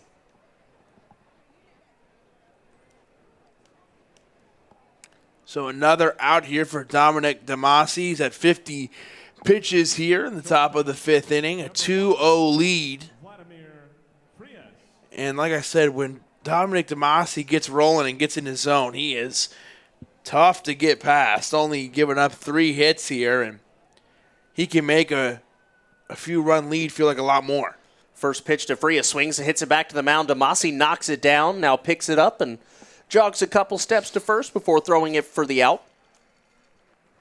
Quickly 2 away here in the 5th inning, and brings up Ramon Cabrera as DeMasi continues to roll. We mentioned the Rockers at home next weekend. They're home tomorrow, 2 o'clock game against the Long Island Ducks. We'll be back on My 48 tomorrow.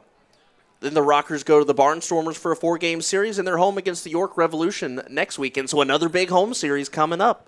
That is big. They're all big at this point. Here's the first pitch to Cabrera. That stays just low, 1-0. We saw DeMasi. He went. Did he go 8 1/3 or 7 1/3? Or he's gone. He's gone deep into the 8th inning. I remember he went all the way to the 8th inning. I remember on July 3rd. So he's a guy who has the history of going late into games. The Rockers would love for him to go deep for them if he could. He has a low pitch count so far. DeMasi deals the 1-1, swung on and fouled off, count 1-2. A low pitch count, and he's playing really well. So he went 8 1/3 with 9 strikeouts on July 3rd. Yeah, so he has that history that he can go deep, and he looks good, and that would be huge again for the Rockers if he could do that here tonight. They would love just 6. Anything else than that is extra. Here's the 1-2 swing and a miss, a curveball that got Cabrera so bad that he lost his balance. A big inning there for Damasi, bookended with strikeouts, a 1-2-3 frame, and we go to the bottom of the 5th inning. This is High Point Rockers baseball. All right, let's get ready for the Burn Boot Camp Challenge, presented by Burn Boot Camp High Point. Go ahead, Brittany. Thanks, Joe. I'm down here with Evan and Wyatt, and they're going to see who can do the most jumping jacks in 30 seconds. Guys, are you ready to get a workout in? Yeah? On your mark, get set, go.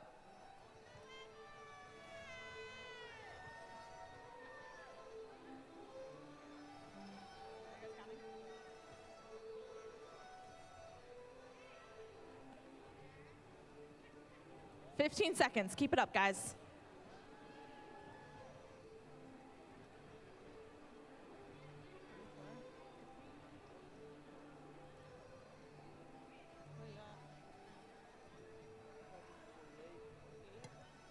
Oh, time's up. Wow. I was trying to get numbers.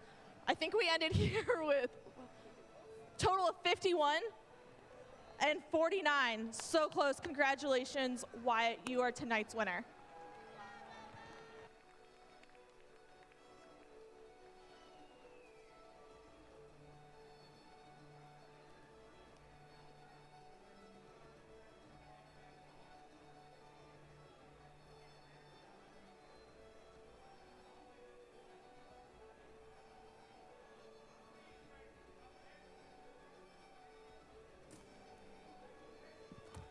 Bottom of the 5th inning, Rockers lead 2-0. Kendrick Fruits, Kevin McMahon here with you on YouTube, Spreaker, and My48, as well as those of you here at the ballpark. We're glad all of you could tune in at whichever medium you chose for the evening. We'll be joined in the next half inning by Christian Heimel, the assistant GM of the High Point Rockers. Speaking of the Rockers, they're coming up to bat here in the 5th inning. It's Miles Schroeder, Jared Mitchell, and Giovanni Alfonso. And Iorio's first pitch to Schroeder in there for a strike. Rockers looking good in those special Irish Heritage jerseys. Schroeder will take ball 1, count 1-1. And if you bid on those on the Live Source app, those help. The money goes to End Alzheimer's.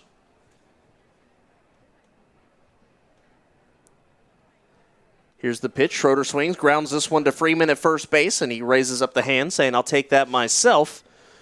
So there's the first out here in the 5th inning. Yeah, absolutely fantastic cause. They're bidding for the jerseys. And I will say this. I think these are the best alternate jerseys. They've had some good ones this year, but I think these are the slickest alternate jerseys they've had this year. They've had a lot of good ones, the Rockers have. There's a lot going on, and I mean that in the best way. I agree with you. I love these. I'm Irish, so, of course I'm going to like them, but I love these. Count 0-1 to Jared Mitchell. Everything down to the numbers. They're like the typical font you think when you think of Ireland. They're beautiful. Mitchell, a big swing, rips one into right field. That's going to get down for a base hit. We'll see if he tries to go to 2. Takes a big turn, but he'll head back to first. A hard hit single for Jared Mitchell here in the 5th inning. That's a good-looking hit there for Jared Mitchell. And gives the Rockers a runner with 1 out. And that brings up Giovanni Alfonso. And we talked a little bit about how he hadn't had some of the results coming right off since he's been traded from the Sugarland Skeeters, but that looks good. And I said he's kind of had some bad luck. A lot of the pitches that he swung on and made contact with, he just hit right to someone. Here's Giovanni Alfonso, hit a long out to center his first time up, now drives this one into right field, and Myers will make the catch on the run for out number 2. Brings up the number 9 man in the lineup, Giovanni Alfonso. Excuse me, Matt Jones. That was Alfonso. He wasn't up there hardly long enough for me to get situated. Jones struck out his first time up. Rockers lead 2-0 here. We're in the bottom of the 5th. 3 hits per side, no errors.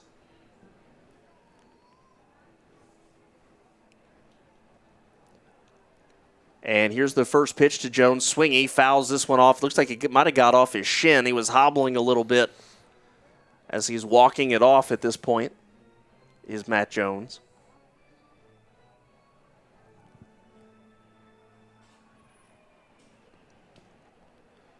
So the runner at first base is Mitchell with 2 outs here in the 5th. A 2-0 lead. The Rockers trying to capitalize on having that man at first base. And, really, other than the Quincy Lattimore home run, Joe Iorio's pitched a pretty solid game for the Ducks. I agree. A check over to Jared Mitchell at first base. He's a guy that can run and a guy that will run. And then on the second run the Rockers scored, Russell stole bases to get over to third base, and then Quincy Lattimore was able to hit him in. Yeah, Iorio's motion to the plate, not very quick. A big swing and a miss there by Jones. He's got a pretty pronounced leg kick, and it's not a fast motion at all. So if you get a decent jump, especially with the new Atlantic League rules, the Rockers should be able to steal bases. Maybe not at will, but they should get some good looks today. Here's the 0-2 to Jones, and that's going to be a fastball that stays up and away, 1-2.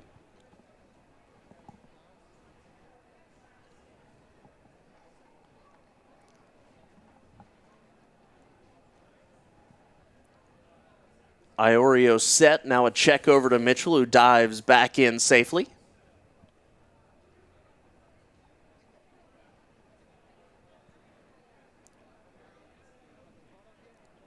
On deck is the leadoff man, Steven Cardullo. The Rockers about to wrap around.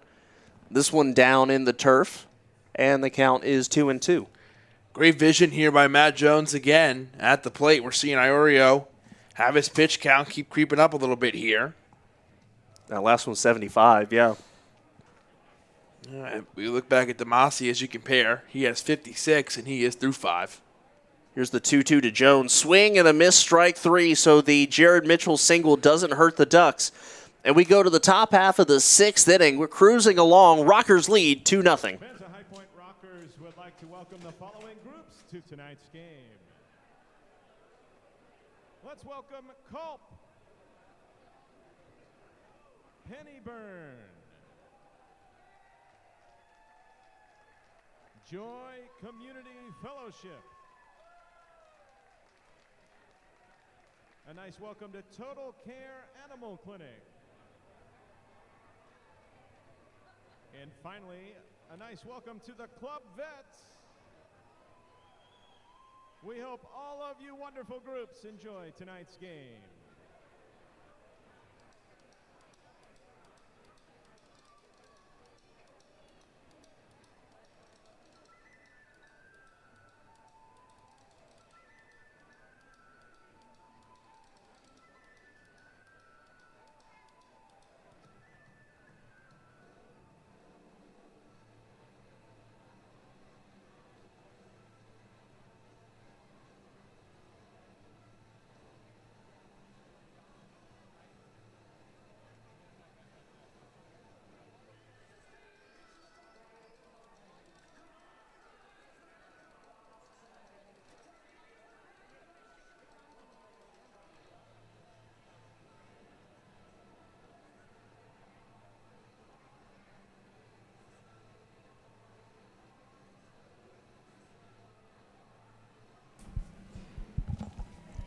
Top of the 6th inning here at BB&T Point. Your High Point Rockers lead the Long Island Ducks by a tally of 2-0.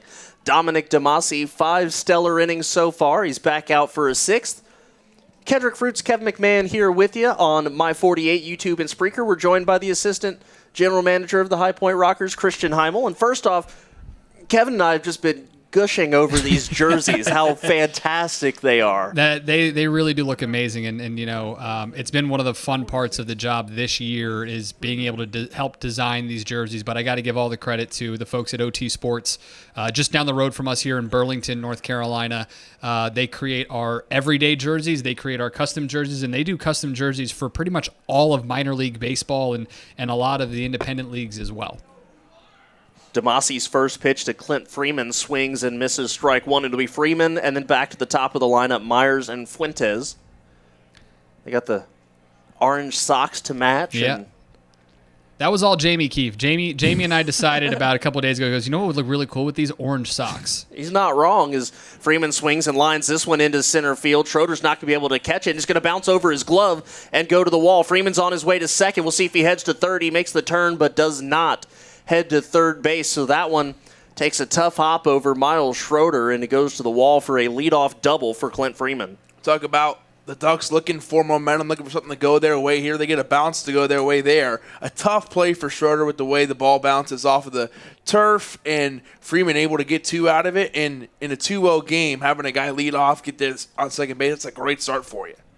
Darby Myers, the leadoff man. He's 0 for 2 tonight, steps into the right-handed batter's box. Well, before we get off the jerseys, last thing, obviously, you can bid on these on the Live Source app, and going for a great cause here tonight, Yeah, too. that's the important part. All these custom jerseys, we don't wear them just for fun. We wear them to raise money as well and for great causes. Myers shows bunt, but takes. It's a strike nonetheless, 0-1. And, you know, from our first responders and our police appreciation ones that went to benefit local charities here in the Triad. Next week, our Pink and the Point ones, they'll go to benefit breast cancer research. These ones today, all the money, every single cent of every dollar is going to be raised to go to the Walk to End Alzheimer's. You know, there are very few people in this world who aren't affected by it in some way, shape, or form, with a family member and whatnot. Swing and a miss there by Myers, who is in the hole, 0-2. And, you know, these jerseys, they're going to be on the Live Source app today, and they're going to go throughout the rest of the season because we are going to wear these jerseys one more time. September 16th, last regular season game of the year, does so happen to be halfway to St. Patrick's Day. Okay. So we will do our best to continue the Irish tradition on a Monday.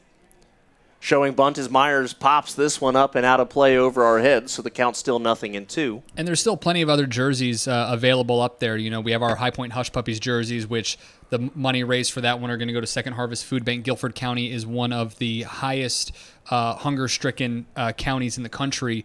So for us to be able to raise funds there is huge for us.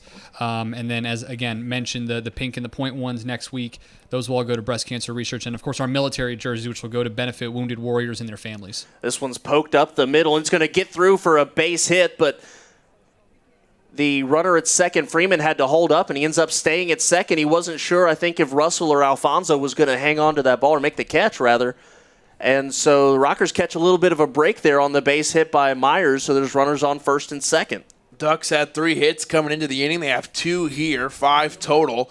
And they have runners on first and second with Ray Fuentes at the plate and maybe an opportunity to try to get to Dominic DeMasi for the first time tonight. And I'll try to get a question in here as well. I'm feeling risky. You know, a great cause, as you mentioned, with these jerseys. It's been a great night in general, and still special stuff happening. That pitch misses away, 1-0. Special stuff happening tonight with the medallions that Penny Byrne gave out. The Irish music that's been playing tonight. I've been really digging that. Had a little Flog and Molly going on. And then green fireworks tonight. So the Rockers really went all in tonight. Well, and that's the point. You know, that's the fun of minor league baseball. And while we may not be minor league in the traditional sense, so that pitch to Fuentes misses 2-0. The whole point about it is creating a great atmosphere, and every time we put together a theme, we want to make sure that it has that full atmosphere. So next week when we do Pink in the Park, we're going to encourage everybody to wear pink. We're going to obviously have the pink jerseys, pink socks. We're going to do pink fireworks after the game as well. We're giving out pink stress balls courtesy of Wake Forest Baptist Health. So we're going all in. And when we do those certain things, you know, like for instance, we've got our beach bash coming up next Sunday. I'm not going to tell you how much sand we're bringing in, but we're going to build a beach somewhere here at BB&T Point for sandcastles and all that fun stuff. Well, when Lattimore hit his home run, that rainbow shot he had back in the second inning, we said there was probably a pot of gold wherever that one landed. So, you know, maybe we should do a promo with that or something. Put some. I'm not saying give away money, but you never know what you're going to listen. I mean, you never know what you're going to find at a Rockers game or what kind of things you're going to have the ability to be a part of. So we always appreciate it here, and of course, you know, the great folks at Penny Byrne and at Culp. They have, Penny Byrne brought their leprechaun out today, and Culp brought a stilt walker who was in all Irish attire. So it's not just us who gets into it; our partners get into it as well. DeMasi deals the 2-2. Fuentes lays down a bunt. It's going to go back to the mound. DeMasi's only plays to first, has to hurry in time. Runners advance to second and third. Freeman at third, Myers at second, but Fuentes is out number one here, and that will bring up L.J. Mazzilli, the number 3 hitter. And Kevin, the guy that you highlighted as being your player to watch here today.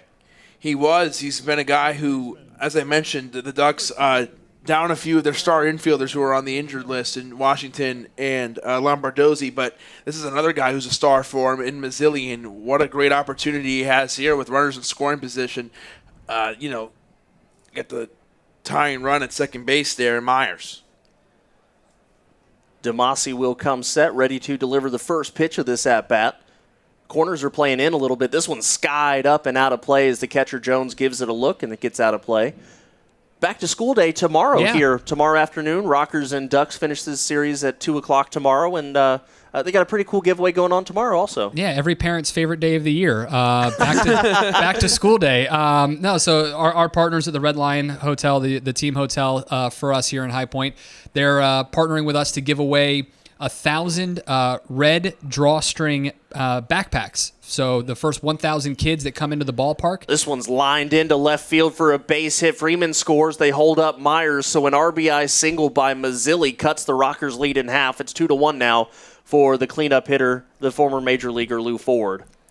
Big hit there by Mazzilli. Scores one, and Wally Bachman and the Ducks decide to be they have to be careful there. You don't want to get the second out at home plate as they try to tie it. So runners on the corners, and Ford, a guy with 2 hits on the night, coming up in a big spot. It's funny. I'm a young guy for my position, but watching Lou Ford makes me feel older than I am, because when I was in college on Long Island, I used to work for the Ducks when Lou Ford was like their brand new starting center fielder every day. He swings and fouls the first pitch off. I have Lou Ford's tops 2005. As do I. And so, in 2008 and 2009, watching Lou Ford with the other teams, the Ray Neveretts of the Long Island Ducks, and back when Gary Carter was the manager in 2008 and got to spend a summer with the kid, it was awesome. So to see Lou still swinging it for Long Island makes me feel a little older than I am. Ford swings and fouls this one off, count 0-2. I had a weird feeling yesterday when Hector Sanchez was catching for the Long Island Ducks, a guy who's won 2 World Series rings with the Giants, and I'm sitting here going, wait a minute, I played Stratomatic with this guy as my starting catcher because I lost Buster Posey to an injury. That's just the beauty of the Atlantic League, is you get those guys who, they've been around and they're still, Lou still is a major league talent. Don't get anybody wrong. He's, he may not have hasn't been in the majors in a while, but he certainly still has that stuff. Chops this one to short. Alfonso picks it up. The flip to Russell. Russell drops the ball. Tying run scores. Alfonso trying to rush the throw to second to get the runner, which was L.J. Mazzilli, but Russell drops it. Everybody is safe, and the Ducks have tied it at 2. At 43 years old, to your guys' point right there, he's heavily involved in tonight's game. A couple of hits, and there's the tying RBI, and you can never close the door on the Long Island Ducks. It's still very early in this game, but boy, they bounce right back, and they have tied this ball game up 2-2. The Ducks are in their 20th season. Lou Ford's been there for 10 seasons. Awesome. Dominic Demasi had cruised through the first 5 innings, has run into a little trouble here in the 6th as we're now tied at 2. First pitch to Debinson Romero in there for a strike. All right, Christian, let's get to the reason you came up here. Yeah, you were. I guess you must have been listening in. Yeah. But we were talking about the Irish American Baseball Hall of Fame, and that seemed to perk your interest. Well, yeah. Simply, I heard you guys talking about it, and it hasn't been around very long. Romero pops this one up. Giving it a look is Mitchell. Giving it a look is Cardulo, but it's getting out of play. 0-2. But usually when you mention a Hall of Fame, you say where it is. The Pro Football Hall of Fame in Canton, the Baseball Hall of Fame in Cooperstown, the Rock and Roll Hall of Fame in Cleveland. You guys didn't mention where the Irish American Baseball Hall of Fame is. Now, I know very few people know this off the top of their head, but it is located at Foley's Pub in New York City. And the only reason I know that is because, like I said, I went to college on Long Island. I lived outside of New York City. If you include my collegiate years, about 10 years, a little more. And my favorite place to go in New York City when I rarely ventured in there is Foley's Pub, just outside of Times Square. It's about 4 or 5 blocks away from Times Square. I wish I could say. I believe it's on 47th between 7th and 8th Avenue. But Foley's Pub is they brand themselves as a baseball pub with a Irish problem. And for a day like today, you couldn't ask for a better place. That pitch down low, 1-2. But I remember the first time I walked in there, it was my senior year of college, and a friend of mine who had been there quite a bit, we went to a Red Sox-Yankees game, and afterwards we had enough time between going there and heading back to the train station. He said, hey, what do you say we stop into this place, Foley's? I think you'll really, really like it. So we pop in there, and it's just littered with old jerseys and seats and baseballs signed by anyone and anyone you could possibly think of. Down low, 2-2. Gosh, I'm wishing I could go. It's really, really cool. It's really, really neat. It's a nice little hole-in-the-wall place. They have hockey pucks, too, signed by a bunch of different guys. It's a really great little place there, and they do a tremendous job engaging with the fans and engaging with the people who go there. And they even had, and I'm blanking on the name, but the drummer from the Dropkick Murphys has guest bartended multiple times there, which is really, really fun and really, really cool. But Romero hits this one on the ground. Alfonso could be 2. Flips it to Russell. 1 onto first. Good scoop by Cardullo. The 6-4-3 double play. Christian, are you good to stay another half inning? Sure, why not? All right, well, we're going to finish that conversation in the next half inning. But the Ducks score 2. We're tied at 2 going to the bottom of the 6th. All right, Rockers fans, who's ready for the mascot race? Brought to you by Guilford Basics. Let's throw it down to Brittany on the field. Rocker fans, I need you to get up on your feet and cheer on Turner as he takes on Hype in tonight's mascot race. Are you two ready over there at first base?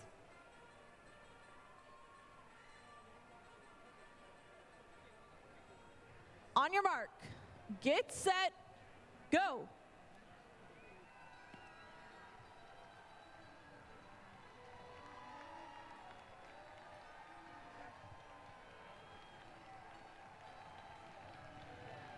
Turner absolutely booking it around those bases. Congratulations, bud. You are tonight's mascot race winner. Thank you, Brittany. Great job, Turner. Fans, the 5 Finn, easy, and free things you can do to help give all children in Guilford County a great start in life. Visit guilfordbasics.org to learn more.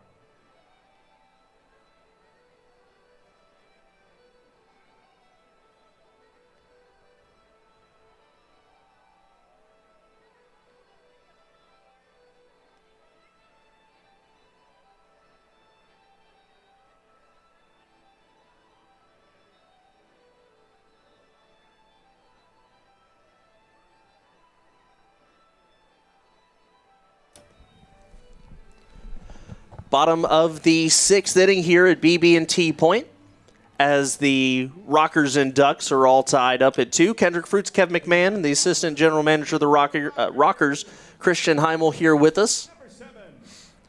As the top of the lineup coming up for the Rockers, Cardullo, Russell, and Gomez. You were telling us about the pub at the Irish American Baseball Hall of Fame, and I love anything baseball history, and Cardullo swings and misses strike 1, and you're talking about all the autographed baseballs in the seats, and I'm just sitting here going, so road trip? Well, yeah. So, I mean, and I tell you what really made me fall in love with this place were 2 things. The very first experience I had, like I mentioned, was right after a Red Sox-Yankees game, and I've grown up as a huge Red Sox fan. And we're sitting there, my buddy and I were going through all these lists of names, and I have a couple of friends who graduated from Hofstra a couple years ahead of me that worked for MLB and they had baseball signed, which is even cooler to me. But all of a sudden I'm sitting there, I'm going down, and I see Joe Castiglione, and I see Dave O'Brien, and I see a bunch of other former Red Sox broadcasters that have their autograph, and I'm wearing a Josh Beckett jersey because he had pitched that day. That's how long ago this was. And all of a sudden I hear from behind me, Beckett had pitched like 7 scoreless. Red Sox won like 5-0. It was a great game for the Sox. Cardullo chops this one up the middle. Frias can't flag it down. A leadoff single for the Rockers' first baseman. And all of a sudden I hear from behind me, as we're carrying around our pints of beer, I hear, boy, Beckett really pitched like crap tonight, didn't he? And I turn around and I go, yeah, I kind of wish they had traded. And I paused and almost dropped my beer because it was Dave O'Brien and Joe Castiglione sitting in the back of Foley's Pub. And apparently they go there at least once every series because Joe Castiglione loves it there. They know the owners. They have a great time. So we sat and had drinks with Joe Castiglione and Dave O'Brien for about 3 hours. Missed we had to leave because we were going to miss the last train back to Long Island to be stranded in New York City till 4:30 in the morning. But what's even cooler about this place that I love is you go through their menu and they have one menu item for every major league team dedicated to them. So they have a lobster roll for Fenway Park. They have garlic Parmesan fries for the Seattle Mariners.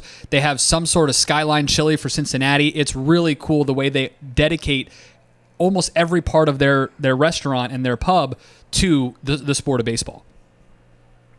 Now you're making me hungry. Yeah, so if you ever get a chance, go over to Foley's. If you're in New York City, go to Foley's. The Rockers finish up the regular season at Long Island in September.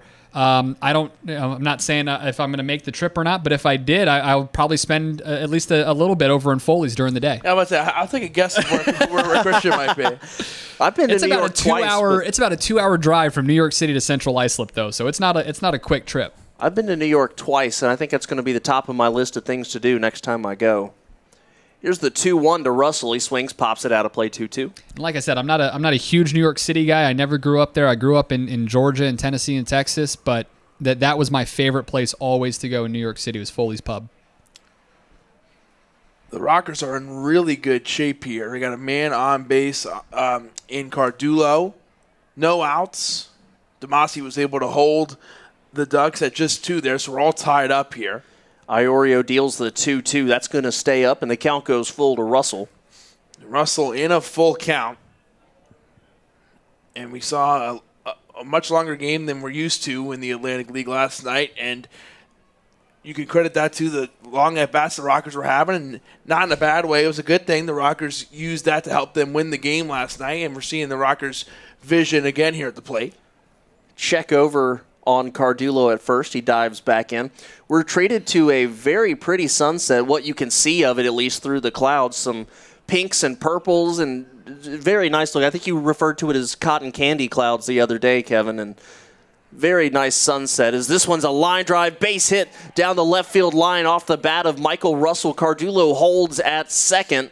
So back-to-back singles to start the 6th inning. Rockers in business looking to break this tie.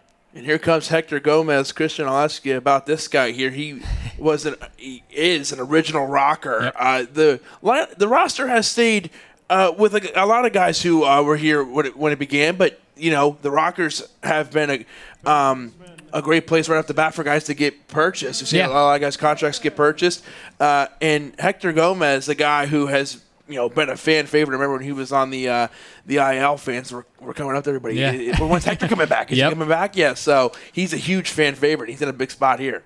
Most definitely. Hector's one of those guys who not only is he a great baseball player, but he's a great person. He's always interacting with everybody in the stands, in the clubhouse, in that dugout. He's one of those guys that you just look at. He just smiles at you every day. Always greets you with a smile. Always great to have those type of players on this roster, and that's the type of team that Jamie Keefe and Billy Horn put together.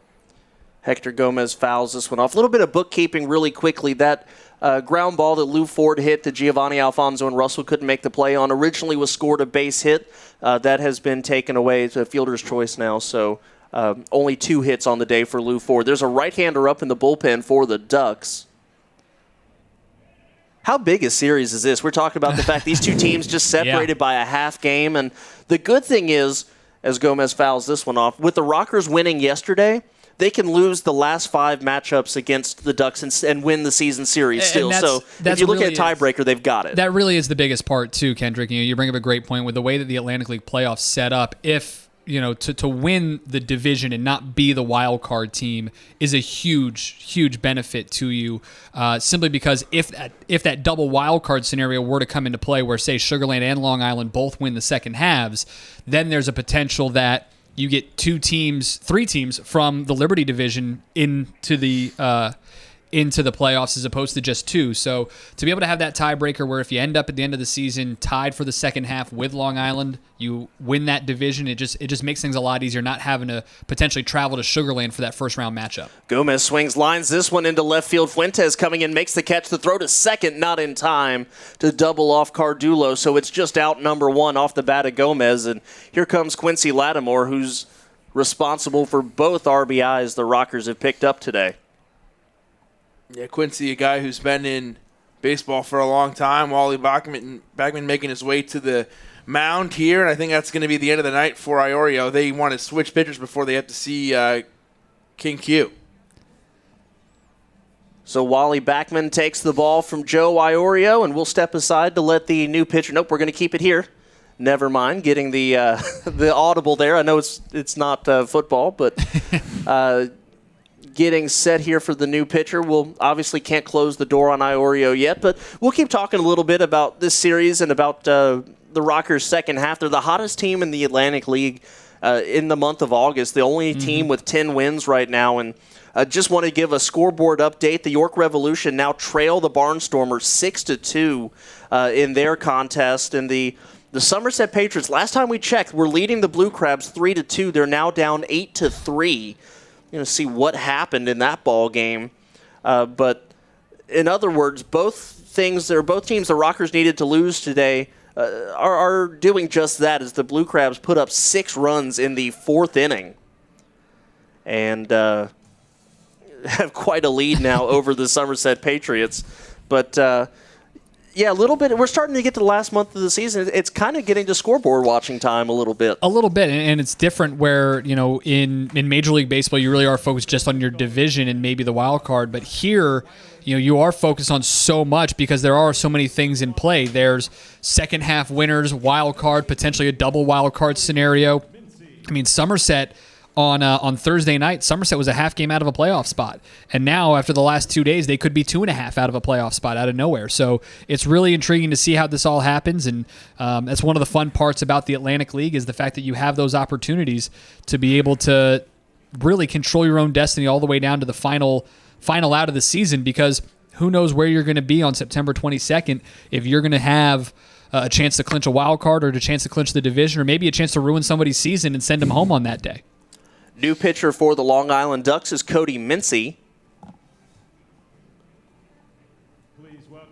Mincy 6-0 on the year. This is his 35th appearance. 3.30 earned run average in 46 innings. He struck out 70 guys. So this is a right-hander that can generate some swings and misses.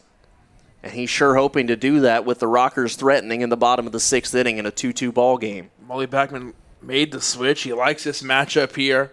The Ducks would love a ground ball to turn 2 and get out of it. Check swing there for Lattimore, but it's a called strike. Count is 0-1. We talk about guys who have been around for a long time. We talked about Lou Ford earlier. Wally Bachman, a guy who was a 14-year veteran in the major leagues. And then also L.J. Mazzilli's dad, Lee Mazzilli. All-star with the New York Mets in 1979 as Lattimore fouls that off 0-2. That was always my favorite part about this league is, when I first got introduced to it in 2007, to see, some of the names, Tim Raines, Jose Canseco, that were playing legitimately in this league, managers like Sparky Lyle, like Gary Carter, that were in this league. I mean, it was just so much fun to see that. Butch Hobson was the manager for Southern Maryland. Stan Clyburn was their original manager, who's back now. It was just so much fun to see the type of talent that this stuff really, this league really brought to you. It was really cool to see. I remember vividly, I was doing a preseason game with the Long Island Ducks and the Road Warriors at the time, and Sidney Ponson is pitching. And then the very next day, Kip Wells is pitching, and Willie Mopena is batting. It was just one of those things that's just so intriguing and exciting to watch in this league. Lattimore swings, drives this one deep into left field. Fuentes settling under. That ball looked good off the bat, but it sure settled down for out number 2. Nobody's able to advance, and that'll bring up Vio Sergi Rosa. He just swings so effortlessly. It's one of the things that I watch, and I spend some time every game down in the dugout right next to home plate, and I just watch. And there's some guys that, their swing is just fluid, and there are some guys where it's rushed. but it works, or the mechanics maybe 1,000% aren't there, but Quincy's swing, I swear, every time he makes contact, I think it's gone. Every single time, because just how fluid his arms are through the zone. Yeah, when he comes up with guys on base, like in this situation, as that one is a ball to Villa Rosa, you hear the crowd, start buzzing a little bit. They know it's like, this is the guy you definitely want up. Yep. I did a little investigative journalism yesterday. Villa Rosa from the Bronx. I had to confirm. I had a feeling he is a Yankee. He is a Yankee fan. Probably true. No, he told me he was. Here's the 1-0 to Rosa swings, hits this one on the ground to Freeman. Freeman will race to the bag, take it himself to retire Rosa. So the Rockers have 2 base hits, but cannot bring either of them around to score. Christian, we thank you for coming in and, My pleasure, spending guys. Anytime. some time with us. We go to the top half of the 7th. We're still scoreless, tied at 2. I don't know where my brain is. This is High Point Rockers baseball. Sponsored by Olive Branch Chiropractic, the official chiropractor for your High Point Rockers. Let's go down to the field with Brittany. Thanks, Joe. I have Alex over here on my right, and I have Jacob over here on my left. Sorry. So are you guys ready for some rocker ball tonight? Yeah? All right, here we go. 3, 2, 1, rocker ball.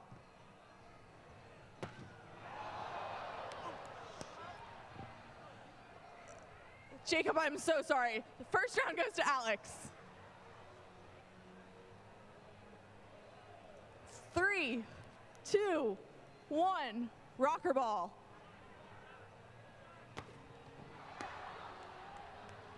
Congratulations, Alex. You totally knocked Jacob off his feet, and you are tonight's winner.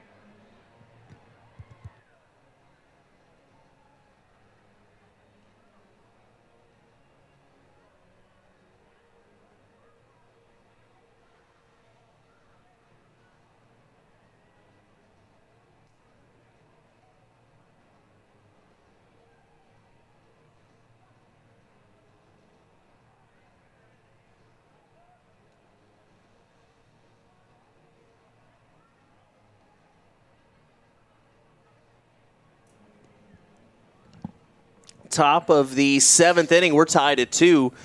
And, Kevin, just to make you happy, a fantastic round of rocker ball. Love it. Here we go. Can I break it down? Yeah, go for it. Let's see it. You ready for some big-time impact? Come on, big fella. Woo! Upside down. Diana Ross style. Dominic DeMasi back on the mound for the 7th inning to face Fields, Frias, and Cabrera.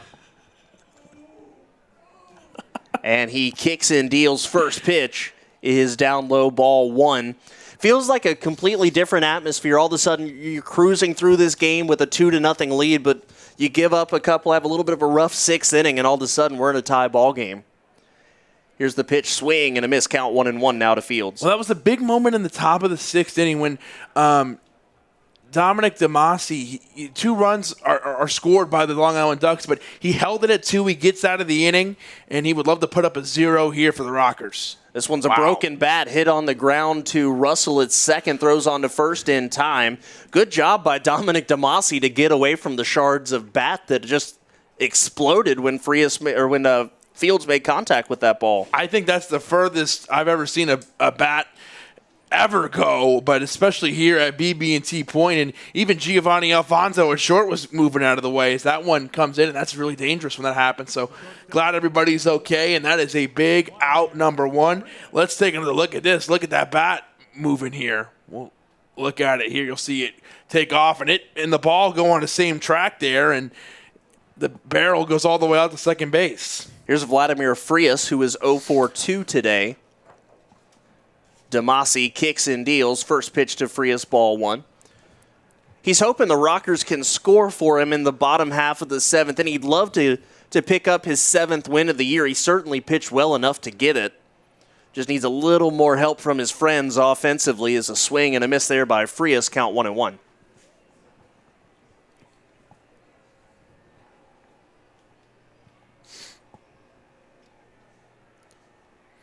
One out here, top of the 7th.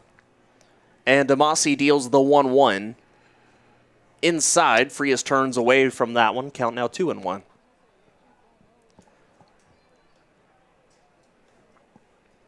We talked about the two games that directly affected the Rockers. Also want to let you know about the third one. I realized I didn't even mention it. The Bees have a 1-0 lead on the Sugar Land Skeeters at the moment.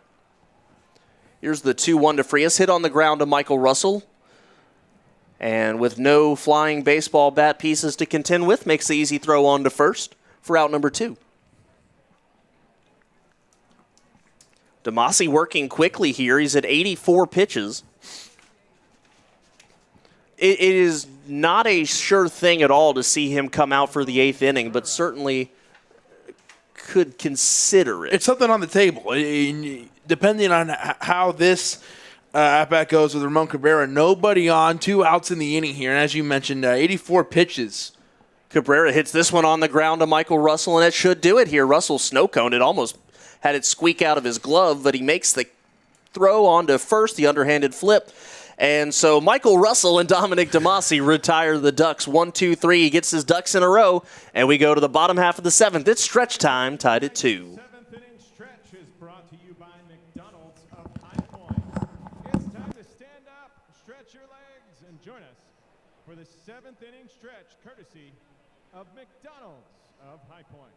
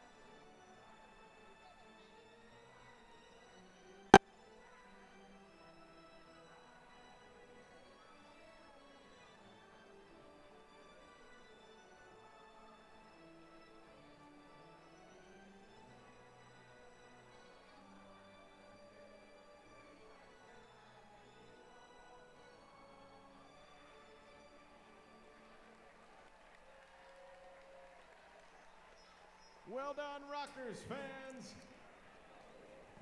And hey, during this 7th inning stretch is in the books. Everybody should be ready to go for what promises to be a very exciting finish. And if I remember correctly, 6.5 innings ago, I said I think we're in line for a pitching duel, and I think that's exactly what we've gotten today. Absolutely. We've seen a change in pitchers, as we told you at the during the last inning. Cody Mincy in now for the Long Island Ducks. But a 2-2 game, and the Rockers really put themselves in a good spot with the win last night. As you said, no matter what happens, including tonight's game, which would be including tonight's game, there's 5 remaining. And regardless of what happens, the Rockers own the season series, own the tiebreaker. They also are in full control of this series here during this homestand. If the Rockers win tonight, they win the series. First pitch to Miles Schroeder, ball 1. So it'll be Schroeder, Mitchell, and Alfonso. When you win that opening game, you put yourself in the driver's seat of being able to win the series. You put yourself in the best spot. Schroeder takes down 1-1. We'll close the book on Joe Iorio. 5 1/3, 5 hits, 2 runs, both earned, and 5 strikeouts. Did not walk anybody.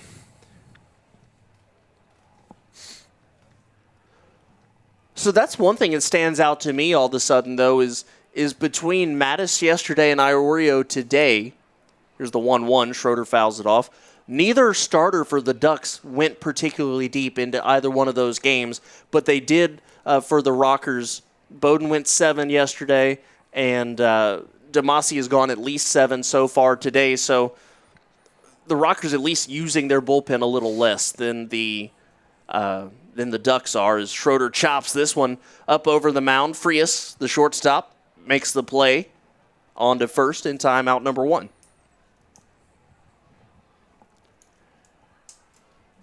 Although when the Rockers did come in yesterday from the bullpen, got some great work. Asher Tolliver, fantastic job yesterday out of the bullpen, and followed by Clark and Frank to finish the game. Here's Jared Mitchell, 1 for 2 today, ripped a base hit to right field his last time up. Look at the flags out there over in left center field. They are whipping around now as the first pitch to Mitchell is ball 1. And we're here in the later part of this game, as you said. It feels like a big finish is on the way. Mitchell swings, drives this one deep and foul down the right field side. He got all of that ball. Absolutely.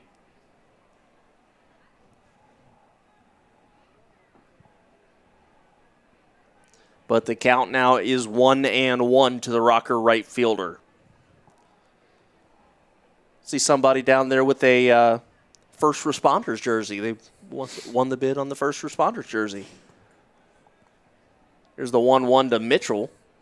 And it's a strike 1 and 2. And just like those first responders jerseys and the Hush Puppy jerseys and all those jerseys, these Irish Heritage jerseys will be available on the Live Source app. I think I remember the Star Wars jerseys, too. The May the 4th. Yeah, those were phenomenal. I was here for that game. Here's the 1-2.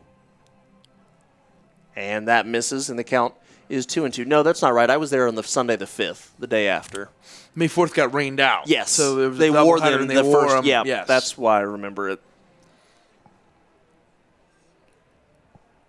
I think that's the one and only. Swing, and Mitchell just got a piece of it. Count stays 2-2. I think that's the one and only game the Rockers have had rained out. Maybe one more in the mix, but one or two. Not many.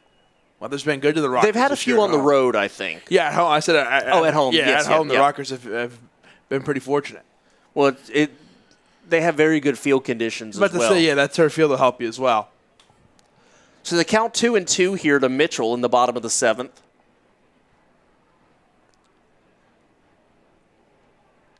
Swings and hits this one high in the air to left field, not very deep. Frias, the shortstop, has gone out, and he's called off Fuentes, the left fielder. And it is the shortstop, Frias, making the catch out number 2. That will bring up Giovanni Alfonso. He's 0 for 2 today, but he's hit the ball well both times.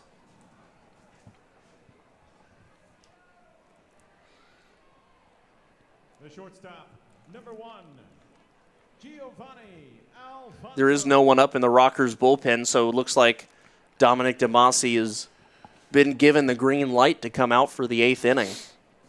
As well he should. He's pitched fantastic. Alfonso takes strike 1. Just that 6th inning ended up being a little bit of a rough spot for DeMasi. And if he can get through that, I mean, that would be great. Even if he gives you 1 or 2 outs. A start like this, even through 7 alone, if he doesn't come back out, but it appears that he will, helps the bullpen tremendously. I hope for his sake that the Rockers, that he gets a quick top of the inning and the Rockers score in the bottom of the 8th, because he deserves to pick up the win today the way that he's pitched. Here's the 0-2 to Alfonso. Swing and a miss, chasing one out of the zone. So a 1-2-3 inning for Cody Mincy.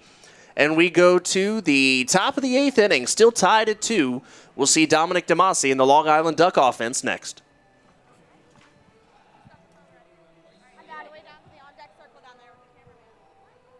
Rocker fans, it's time for the 7th inning selfie brought to you by Circle K. I have Nicole and Branson here, and they're making their way to the Circle K on deck circle to take their selfie with Chris Pennell.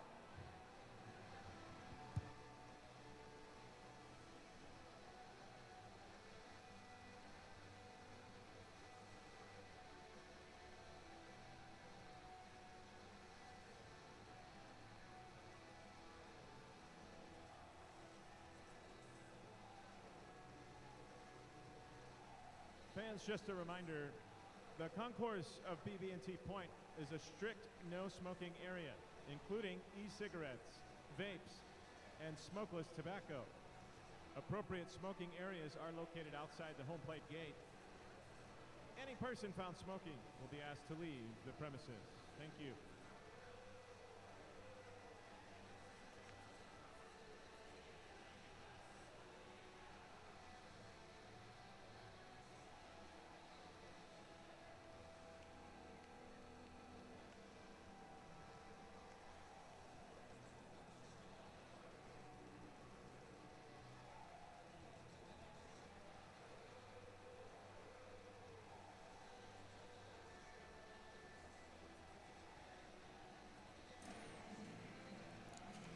Top of the 8th inning, we're all square, 2 runs apiece between the Rockers and the Ducks at BB&T Point. Kendrick Fruits, Kevin McMahon here with you. Thank you for joining us on YouTube, Spreaker, and of course on My 48, where we will also be tomorrow as the Rockers and Ducks conclude their 3-game set at 2 o'clock. That's right. You can tune in on Spreaker and YouTube, and of course My 48 if you're local. And still plenty of time to make some plans, grab some friends, get some tickets to go into the game tomorrow. It's kids go back to school day. They got the bag giveaway, the drawstring bag giveaway with that partnership with Red Lion Hotels. And Dominic DeMasi here gets the first strike here to Clint Freeman. And DeMasi, another great night here in the 8th inning. He went 8 1/3 in a previous start. Here's the 0-1, Freeman fouling this one off. He's not been necessarily overpowering. He's only struck out 4, but he's hit his spots well. He hasn't walked anybody tonight. No, he's done well, and he did so well because he kept his pitch count low and got some help from his defense.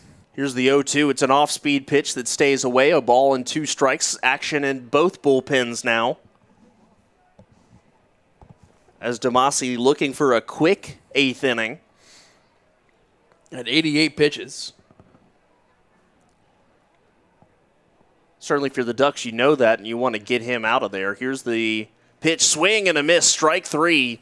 Dominic DeMasi with his 5th strikeout of the game. And that'll bring up Darby Myers, who is 1 for 3 tonight. The right fielder, number 49. 1 out in a tie ball game here, and Dominic DeMasi has kept it close, trying to do that again here in the top of the 8th. Kicks and deals. Myers fouls this one back to the top of the screen, and the count is 0-1. And we sound like a broken record, so I'll stop bringing it up. But, boy, what a difference a day makes when it comes to the pace of the play today. Much quicker. Yeah, we just passed the 2-hour mark in the last half inning. Yesterday's game, if you are just joining us, when official game time was 3.5 hours. There's the 0-1. Myers skies this one high into shallow left field. In fact, it might not even get out of the infield. The shortstop, Alfonso, makes the catch 2 steps under the grass for out number 2. Great job by Giovanni Alfonso. When the ball stays up that long in the air, it makes it tough, and those are the kind of balls you see drop in on guys sometimes, especially with the lights as bright as they are tonight with a very dark night here and clear skies. And Giovanni Alfonso was there able to make the catch for out number 2, and DeMasi 1 out away from pitching 8. Ray Fuentes lines this one into center field, a base hit past the diving efforts of Giovanni Alfonso. So a 2-out single by Fuentes. We'll see what decision Jamie Keefe makes here. He could really go either way with it as LJ Mazzilli comes up. I think they're going to leave DeMasi in. Second baseman, number 2. Yeah, they will. So they're going to try to let Dominic DeMasi get out of it. I feel like if Mazzilli gets a hit here, it might be the end of DeMasi's day. At 92 pitches at this point. I think it's last hitter either way situation. Here's the first pitch, chopped on the ground to short. Alfonso gets a nice hop, goes the short way to second. So Dominic DeMasi, 8 strong innings, gives up 2 runs, and the Rockers go to the bottom of the 8th inning and looking to pick up their pitcher and give him the win that he certainly deserves. We're tied at 2. This is High Point Rockers baseball. We've got T-shirts courtesy of Life Storage. Who wants one?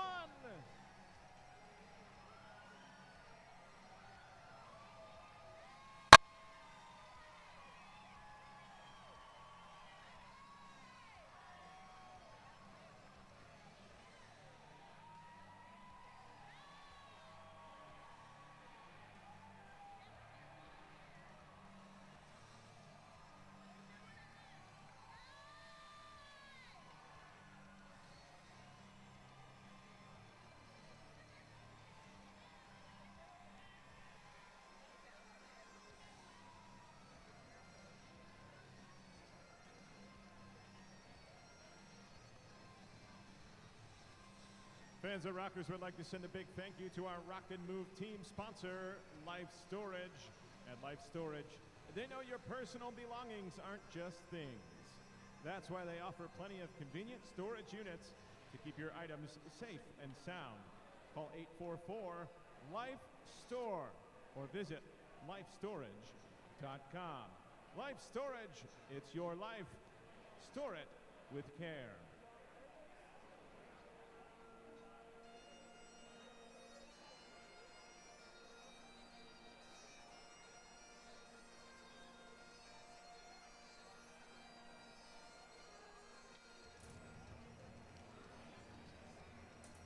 New pitcher in the bottom of the eighth inning. It's Pedro Beato, the former major leaguer. Beato 4-2 on his major league career, part of 5 seasons with the Mets and Phillies. A little bit of time with the Red Sox as well. 4.31 ERA that year. For the Ducks this year, he's 2-2, 7.43 earned run average. He's actually made 7 starts this year out of his 10 appearances, but he has 2 saves as well. So he's a guy that's done a little bit of both with mixed results. And the Rockers are going to look to exploit the weaknesses of Beato here in the 8th inning. For the High Point Rockers, it'll be Matt Jones, and then back to the top of the lineup, Cardullo and Russell. And Beato deals first pitch. Jones pops this one up in the infield. The catcher Cabrera drifting back, tosses away the mask, and makes the two-handed catch. 1 pitch, 1 out. Down goes Matt Jones. And how about that if you're Pedro Beato? You're fresh into this game, and you stay fresh. 1 pitch, 1 out there, and Matt Jones goes down here. And this is a moment here for the High Point Rockers. They're in the bottom of the 8th inning in a tie game, and you got the top of the order coming up with Cardullo, Russell, and then if those guys can get on and stay alive, Hector Gomez would come up, and then, Quincy Lattimore 4. So you've at least put yourself in a position where if you have to go to the 9th inning, you're going to see a big chunk of the lineup here. That, the top half at least. Here's Cardullo, who is 1 for 3 today, takes ball 1 down low.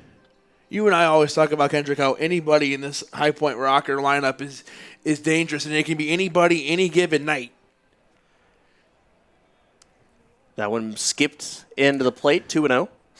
And it'll be exciting to see if it's going to be somebody new tonight, if there is going to be a hero for the Rockers, if they can win this one. Here's the 2-0, and it's a called strike, 2-1. Well, it could just be a guy who's been red hot for the last week in the form of Steven Cardullo. Just missed a home run earlier by, I don't want to speculate distances, but it wasn't by much. And here's the 2-1 in there for a strike, 2-2. 1 out here, bottom of the 8th inning in a 2-2 ball game. Damasi's night is over. We'll give you his line here in a moment. Here's the 2-2. Cardullo just got a piece of it. Should have left it alone, but stays alive with the foul ball. Damasi, 8 solid innings, 7 hits, 2 runs, both earned, no walks, and he struck out 5. Was huge to give the Rockers 8 innings. And I will say this, obviously, we still have 7 more outs in regulation. But if it does go to extra innings, the fact that Damasi ate that much of the regulation period, as Cardullo chops this one over to third, Romero throws on to first in time, out number 2. But that's huge that your starter gave you 8, especially if you have to play extra baseball tonight. Absolutely, yeah. This is a bullpen that's been really good for the High Point Rockers, and the first time we're going to see him tonight is in that 9th inning. So that's how you know you did a good job as a starter. Absolutely, and you got a game tomorrow that Joe Van Meter. First pitch to Russell, misses ball 1. Joe Van Meter is the starter, and then not only do you have a great pitcher in Van Meter going tomorrow, but you're going to have a pretty fresh bullpen. Russell takes ball 2, 2-0. Yeah, and Van Meter's a guy that could go just as deep tomorrow. Absolutely. Line score 2-7-0 for the Ducks, 2-5-0 for the Rockers. And here's the 2-0 from Beato. In there for a strike, 2-1.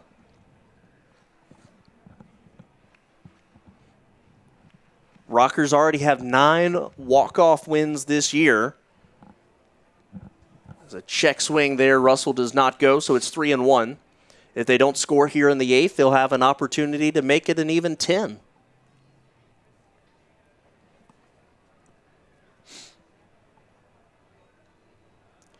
Here's the 3-1, a fastball from Beato in there for a strike, and the count is full.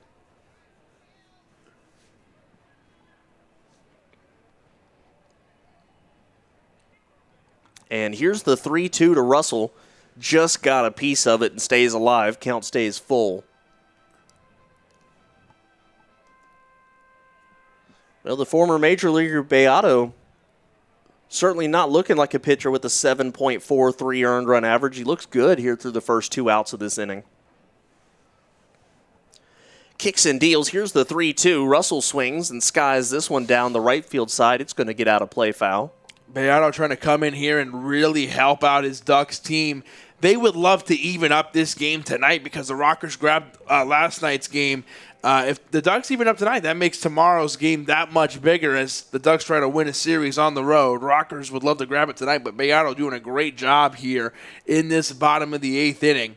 He's 1 strike away from getting out of it. Another 3-2. It's up and in, ball 4. So the Rockers have a man aboard. That's the first walk permitted by either pitching staff today. Wow. And Hector Gomez will come up. He's 0 for 3 tonight. Beato, a guy who has made 7 starts this year, so I think the Ducks might be making their bed with Beato and saying, hey, we're going to ride you out 4 or 5 innings at this point. If it goes that far, yeah. They're certainly set up to do so. Here's the first pitch to Gomez. It's down low, ball 1. The Rockers don't necessarily have a guy that can give you a lot of innings out of the bullpen. Maybe Lucas Irvine, who is stretched out to be a starter some. And a guy who we talked to recently, in Trevor Frank. Well, the only reason I would say probably not Frank because he's closing now. Is because he's filling in for Ryan Kelly. Under normal circumstances, you're absolutely right. As Gomez fouls this one, Romero giving it a look, Frias giving it a look, it gets out of place for the count 1-1. Under normal circumstances, I bet they could say, hey, give us 3, but yeah, with the injury to Ryan Kelly, I think that Frank's kind of taken off the table there. I agree with you. We talked to Trevor Frank. He said he was a guy who spent his off-season working on his stamina to the point where he could be a starting pitcher. He was just trying to, you hear a lot about guys trying to make themselves as valuable as possible. And Trevor Frank, a guy who has definitely done that. He's put himself in a position where he can be used, pretty much any way you want to use him as a pitcher. Here's the 1-1 to Gomez. Swings, lines this one into left field, and it's going to hop in front of Fuentes. So a walk and a single here with 2 outs.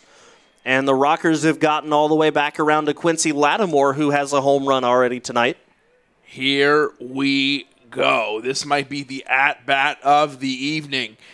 You got runners on first and second, and one of, if not the most dangerous hitters in the High Point Rocker lineup in Quincy Lattimore. Hit his 19th home run in the Atlantic League tonight, his 20th of his professional season.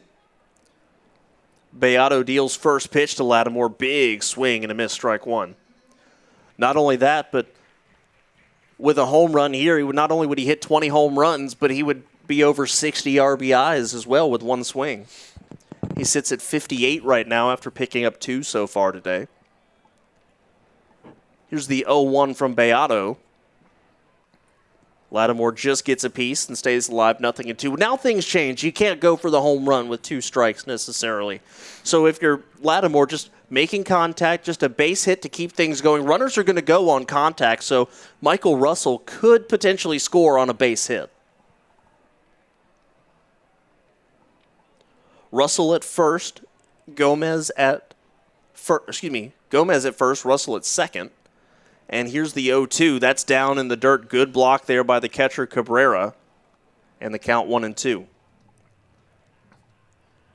Russell has 2 steals tonight, but I feel like he most likely would not go in this situation. He's too valuable as a base runner here in the 8th inning, a tie ball game. Yeah, 1 run takes the lead.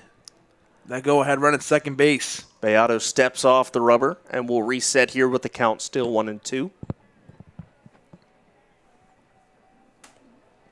What a big moment here. Beato trying to get out of the inning in a high-stress situation. Runners on first and second. Throws that one up and into Lattimore. Has to duck back out of the way. And the count 2-2.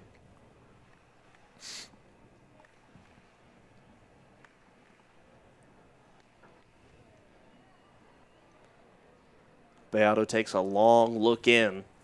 Now gets the sign from Cabrera, ready to deliver the 2-2 to Lattimore. Here's the pitch.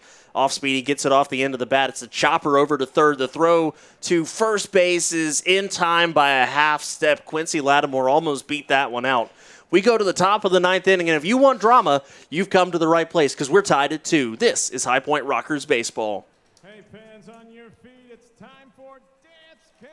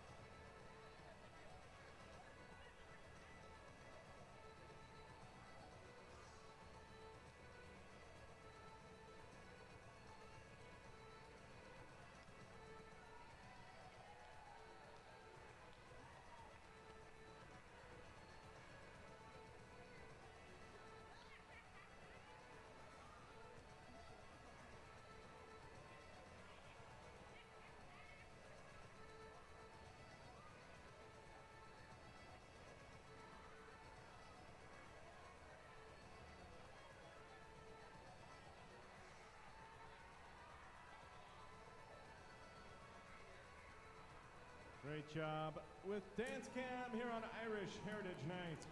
Top of the ninth inning, Paul Clemens, your new pitcher for the High Point Rockers. Dominic DeMasi officially gives way after 8 very impressive innings. 2 runs, just the only thing against Dominic DeMasi's record tonight. Unfortunately, all that hard work, and he'll end up with a no decision. He pitched fantastic, but it's up to Paul Clemens now as he's going to face 4, 5, and 6. Lou Ford, Debinson Romero, and Daniel Fields.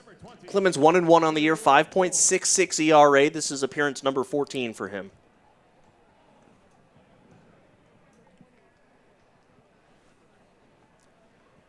Got an interesting update on the Somerset Patriots game.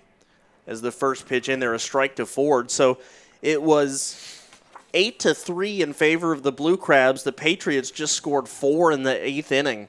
They trail by a single run as they go into the 9th, 7-8. Here's the pitch to Ford, and that's going to be up and away 1-1. Talk about having some of your best options come up here if you're the Ducks. Lou Ford, a guy who's been on fire tonight. Action up in the Ducks bullpen as Ford fouls this one off. So Beato, a guy who can go multiple innings, potentially will not do so tonight. The fans sticking around here. We got high drama here at the ballpark and a tie game in the top of the 9th inning. Fireworks on the way after the game as well. Rocker fans hoping for some late game fireworks in this one to help them get the win. Ducks trying to get a big win on the road here.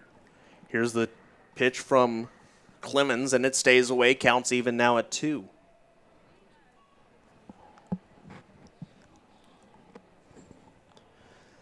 Great pitching matchup coming your way tomorrow. Brandon Beachy, the ex-Atlanta Brave, for the Ducks. Joe Van Meter for your Rockers. And here's the 2-2. This one's lined one hopper to short. Alfonso picks it up and the throw on to first in time, and that will retire Lou Ford. A guy with a couple of hits tonight, an RBI. That's a big out number 1 for Paul Clemens.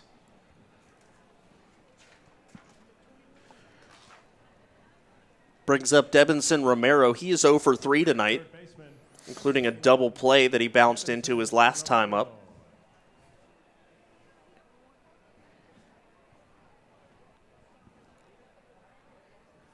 And Clemens will come set, ready to deliver first pitch of this at-bat. It's a curveball that stays down and away to Romero, and it is 1-0.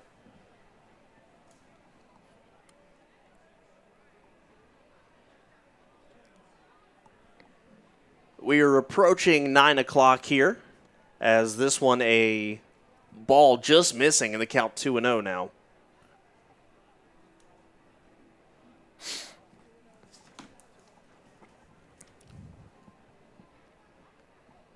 Rockers had a 2-0 lead. The Ducks picked up a pair in the 6th as Romero swings hard and misses 2-1. So that's why we are currently sitting in a 2-2 tie. And you got to give credit to, we have, and we'll keep doing it. You got to give credit to Dominic DeMasi, who came in and pitched 8 great innings and put the Rockers in a really good spot to win this game here tonight. This one swung on and hit just over the leaping reach of Giovanni Alfonso into shallow left field. I thought for a moment Alfonso might have had a play on it, but the ball gets down for a 1-out single for Romero, brings up Daniel Fields, who was 0 for 3. That one hit just in a really tough spot by Debinson Romero. A good-looking hit by him. Alfonso almost made the catch on it. And now here comes Daniel Fields to the plate with a runner on first in Romero. 1 out. Ducks are hoping this is enough to help them get something going to get that third run. Rockers would love that ground ball. First pitch way down and in. Good job by Matt Jones to make the catch there. Count 1-0 on Daniel Fields. You talk about your adrenaline, your heartbeat when you come out of the bullpen. Well, this definitely gets it going here if you're Paul Clemens in a very intense situation. This one's lined into the gap in center field, cut off there by Schroeder, and a solid throw to keep Debinson Romero at second base. So runners on first and second now with 1 out in the top of the 9th inning of a tie game. The hitter, the shortstop, Vladimir Frias. And there's going to be a pinch runner here for the Long Island Ducks. They're going to take Romero out of the game. That run at second base so important. I believe it's number 9 coming in here in John Apostolo. Yep. Your eyes are better than mine. I thought it said 8 at first. And I saw him coming right out of the dugout, so I got a good look at the big number on the back. It will be number 9, John Apostolo, running. So that will bring up Vladimir Frias, who's 0 for 3. At the plate, number 1. That's a heads-up substitution by Wally Backman and the Long Island Ducks. You can see how much this win tonight, or the chance to win, means to the Ducks. Here's the first pitch to Frias, up about head high, ball 1. No, it's a smart move. It's a move you have to make. If you're Paul Clemens, you just got to work 1 out at a time, 1 batter at a time. You're looking for 2 outs here, but you can't pitch for 2. You're trying to just pitch to get 1 out here. And you want to keep the Ducks off the board as well. Clemens deals, and this one is going to get away from Matt Jones. It bounced in front of him. He blocked it, but then he couldn't corral it as it just trickled behind him, and both runners will advance on the wild pitch. Your go-ahead run is over at third.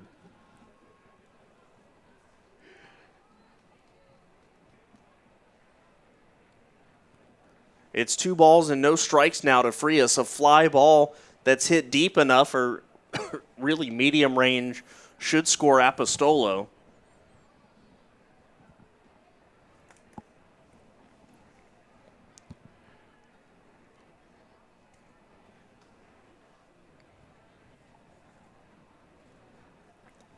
So the count 2-0.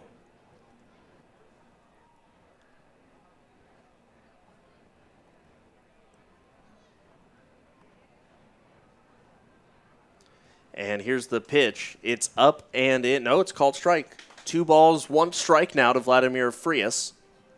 Rockers have somebody up in the bullpen, as do the Ducks, so both teams active in the pen. Here's the 2-1 to Frias. Clemens holds the set, now deals. Swing and a miss, strike 2. This would be a big out here. Absolutely. What a big strike 2 right here. And a strikeout would be ideal because that ensures that everybody stays where they're at. 1 out, Paul Clemens. This is a big-time inning here. And we said such an important series, such an important game. Rockers currently in first place, trying to keep it that way. Here's the 2-2, and it stays inside. Count goes full. First base is open. First base is open, like you said, so you could, if you walk, it causes a force at every base. Your first look as a fielder here, Kendrick, is going to be to home plate just in case the guy's moving in. Absolutely. Your first look has to come in as the infield is playing in. Here's the 3-2 hit on the ground. And the throw to first is going to, or throw home is going to go over the head of Matt Jones and into the dugout. So 2 runs will score on the throwing error by Steven Cardulo. I'm not sure if he stepped on the bag or not to get the out at first. He didn't. So heading over to second base is Frias. So 2 runs will score on the throwing error by Cardulo at the worst possible moment there. This is a big sequence here. We're taking a look at it. It looked like he touched first, but he did not. And sliding into home plate is John Apostolo. So a good change by Wally Backman as they take full advantage there on the errant throw. And it didn't just bring in 1, it brought in 2. So just like that, it is a 4-2 game with a runner on second. Curveball from Clemens, misses ball 1 to Ramon Cabrera. And Cardulo absolutely had the right play. And I think he was trying to step on the bag and throw to first at the same motion, or throw home at the same motion, rather, to get the double play, but missed the bag and threw high to Jones and wasn't able to get either one. As Cabrera fouls this one off, count 1-1.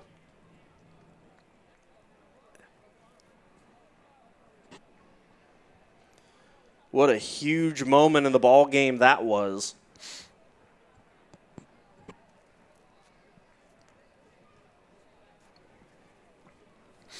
And here is the 1-1 to the left-handed hitting Cabrera. It's a curveball in there, strike. This is a good hitting team, the High Point Rockers. So if you're the Ducks, you're feeling really good right now. You got a 4-2 lead, but we've seen the Rockers come back from more before. We've seen them come back from as many as 4. They did it a couple times. They got Strickland Skeeters in the last time they were here. So it's going to be a little tricky. It definitely adds a little bit more difficulty to the evening than you would care for here in a late game situation. But the Rockers can definitely do it. They've done it before. But first, they got to get out of this inning here.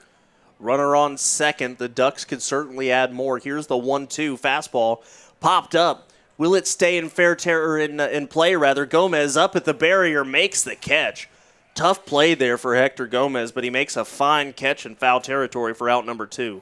And this is going to be the end of the night here for Paul Clemens as Jamie Keefe is going to make his way out to the mound here. It'll be the number 9 hitter scheduled, Clint Freeman, who has a double and a single today. We'll see who the Rockers select out of the bullpen here. Looks like a left-hander. I think it's Hutchinson. Fans, this call to the bullpen is brought to you by Cricket Wireless. Please welcome the It is Chase Hutchinson, number 32, Chase Hutchinson. who will come in relief of Paul Clemens. A runner stands at second base. Rockers trail 4-2. They took a 1-0 lead off of a home run by Quincy Lattimore. Lattimore would bring in another one on a ground out in the 4th. Rockers had a 2-0 lead at this juncture. Dominic DeMasi, 5 shutout frames, ran into a little bit of trouble in the 6th inning. A double by Freeman, a base hit by Myers. Then L.J. Mazzilli drove in 1 on a base hit, and then another run came in on a fielder's choice to tie the game at 2. And then here in the 9th, 2 runs scored on Steven Cardulo's throwing error. And that's why we are where we are here, which is a 4-2 lead for the Long Island Ducks. And tomorrow is starting to loom even larger at this point. Because if things stay where they are, the Ducks will grab a half-game lead.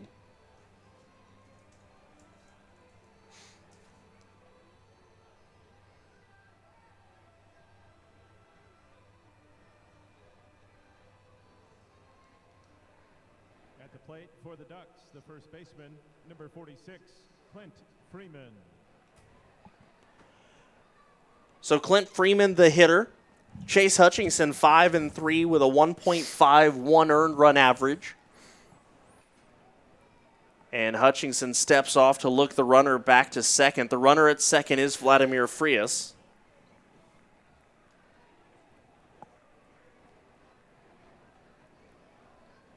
Rockers in the bottom of the ninth will have to get rid of a 2-run deficit as it stands right now as the pitch a strike to Freeman. They will have Rosa, Schroeder, and Mitchell. And the Rockers have Hutchinson out there as he's trying to hold it at 2, so his Rocker teammates can get down there on offense and try to make something happen. That one from Hutchinson misses 1-1. If you look at guys that you potential pinch hitters or pinch runners or however you want to play it in the ninth inning, the only guys available are Frank Nigro and C.J. Rutherford. So just 2 guys, a short bench for Jamie Keefe. And here is the 1-1. That one just missed, 2-1.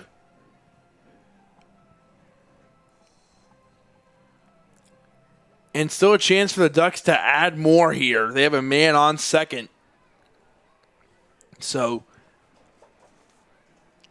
still a high-stress situation out of the bullpen. Hutchinson looking for the final out of the inning. Here's the 2-1. This is fouled back. And the count 2-2.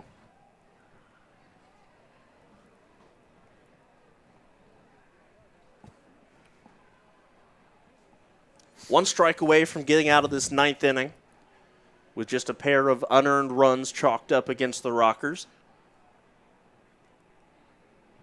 Here is the 2-2 from Hutchinson.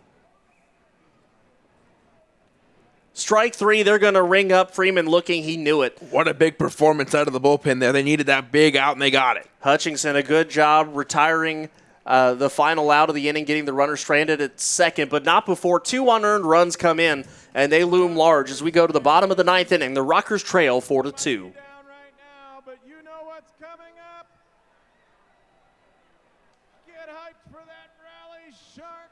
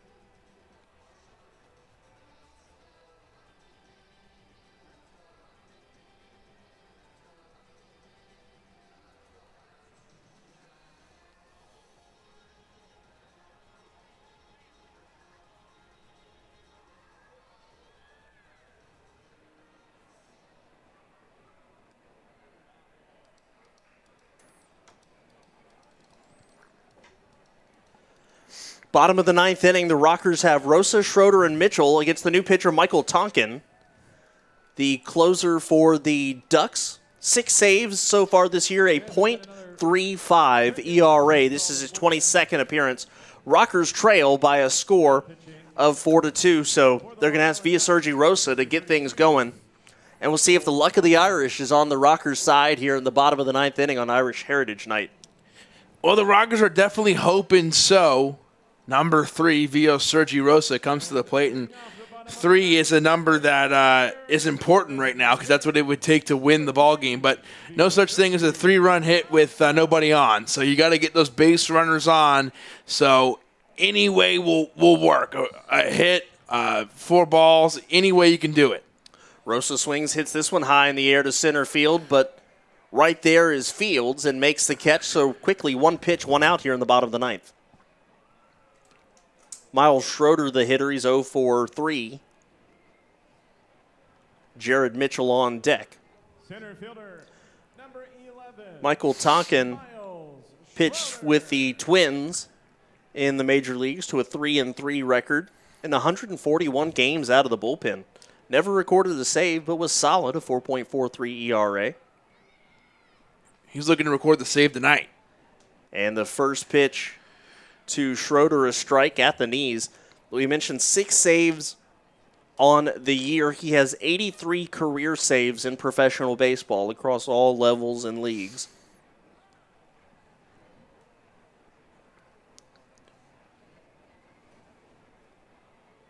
As he stepped off the rubber and Schroeder stepped out, but we're ready to get things going again here. Here's the 0-1 from Tonkin.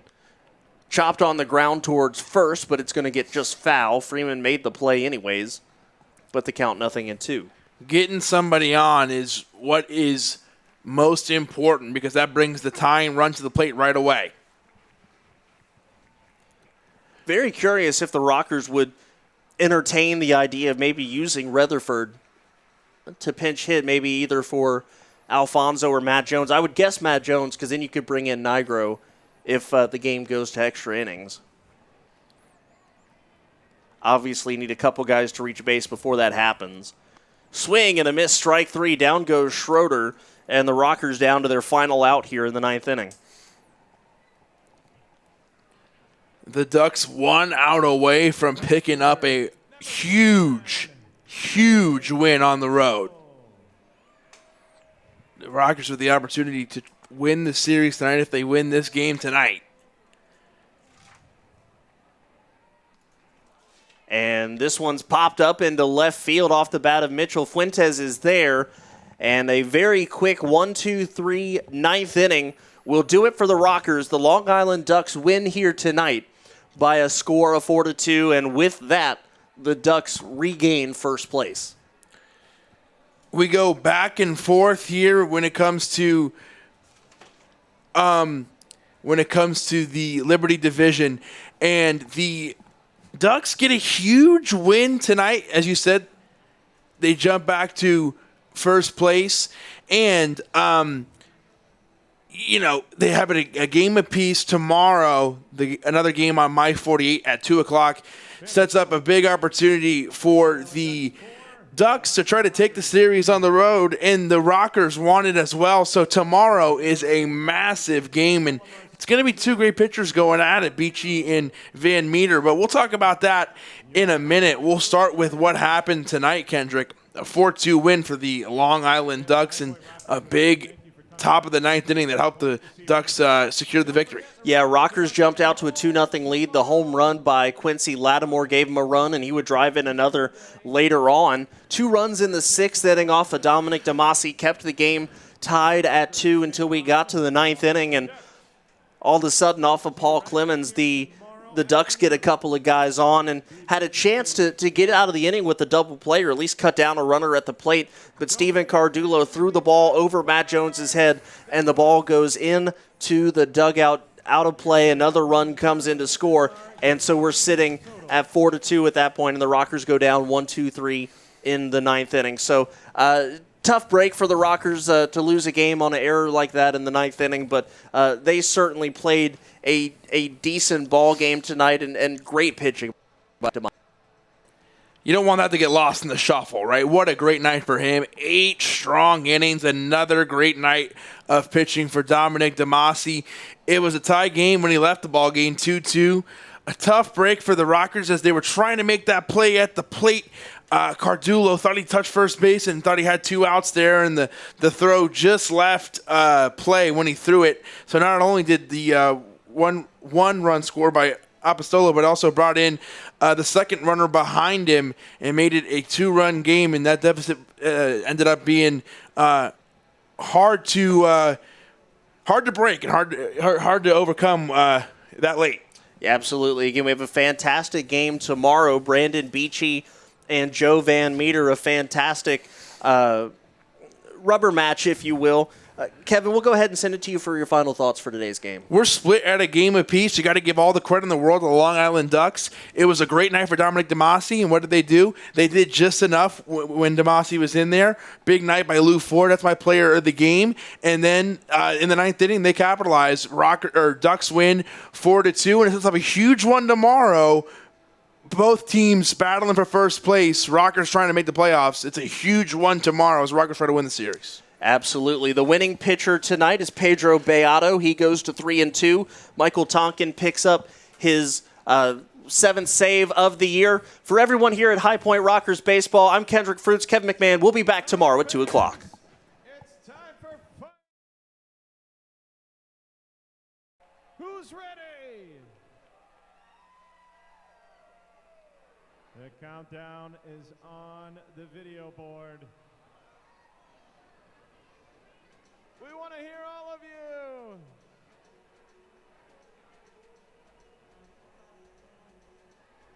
Here we go. 10, 9, 8, 7, 6, 5, 4, 3, 2, 1.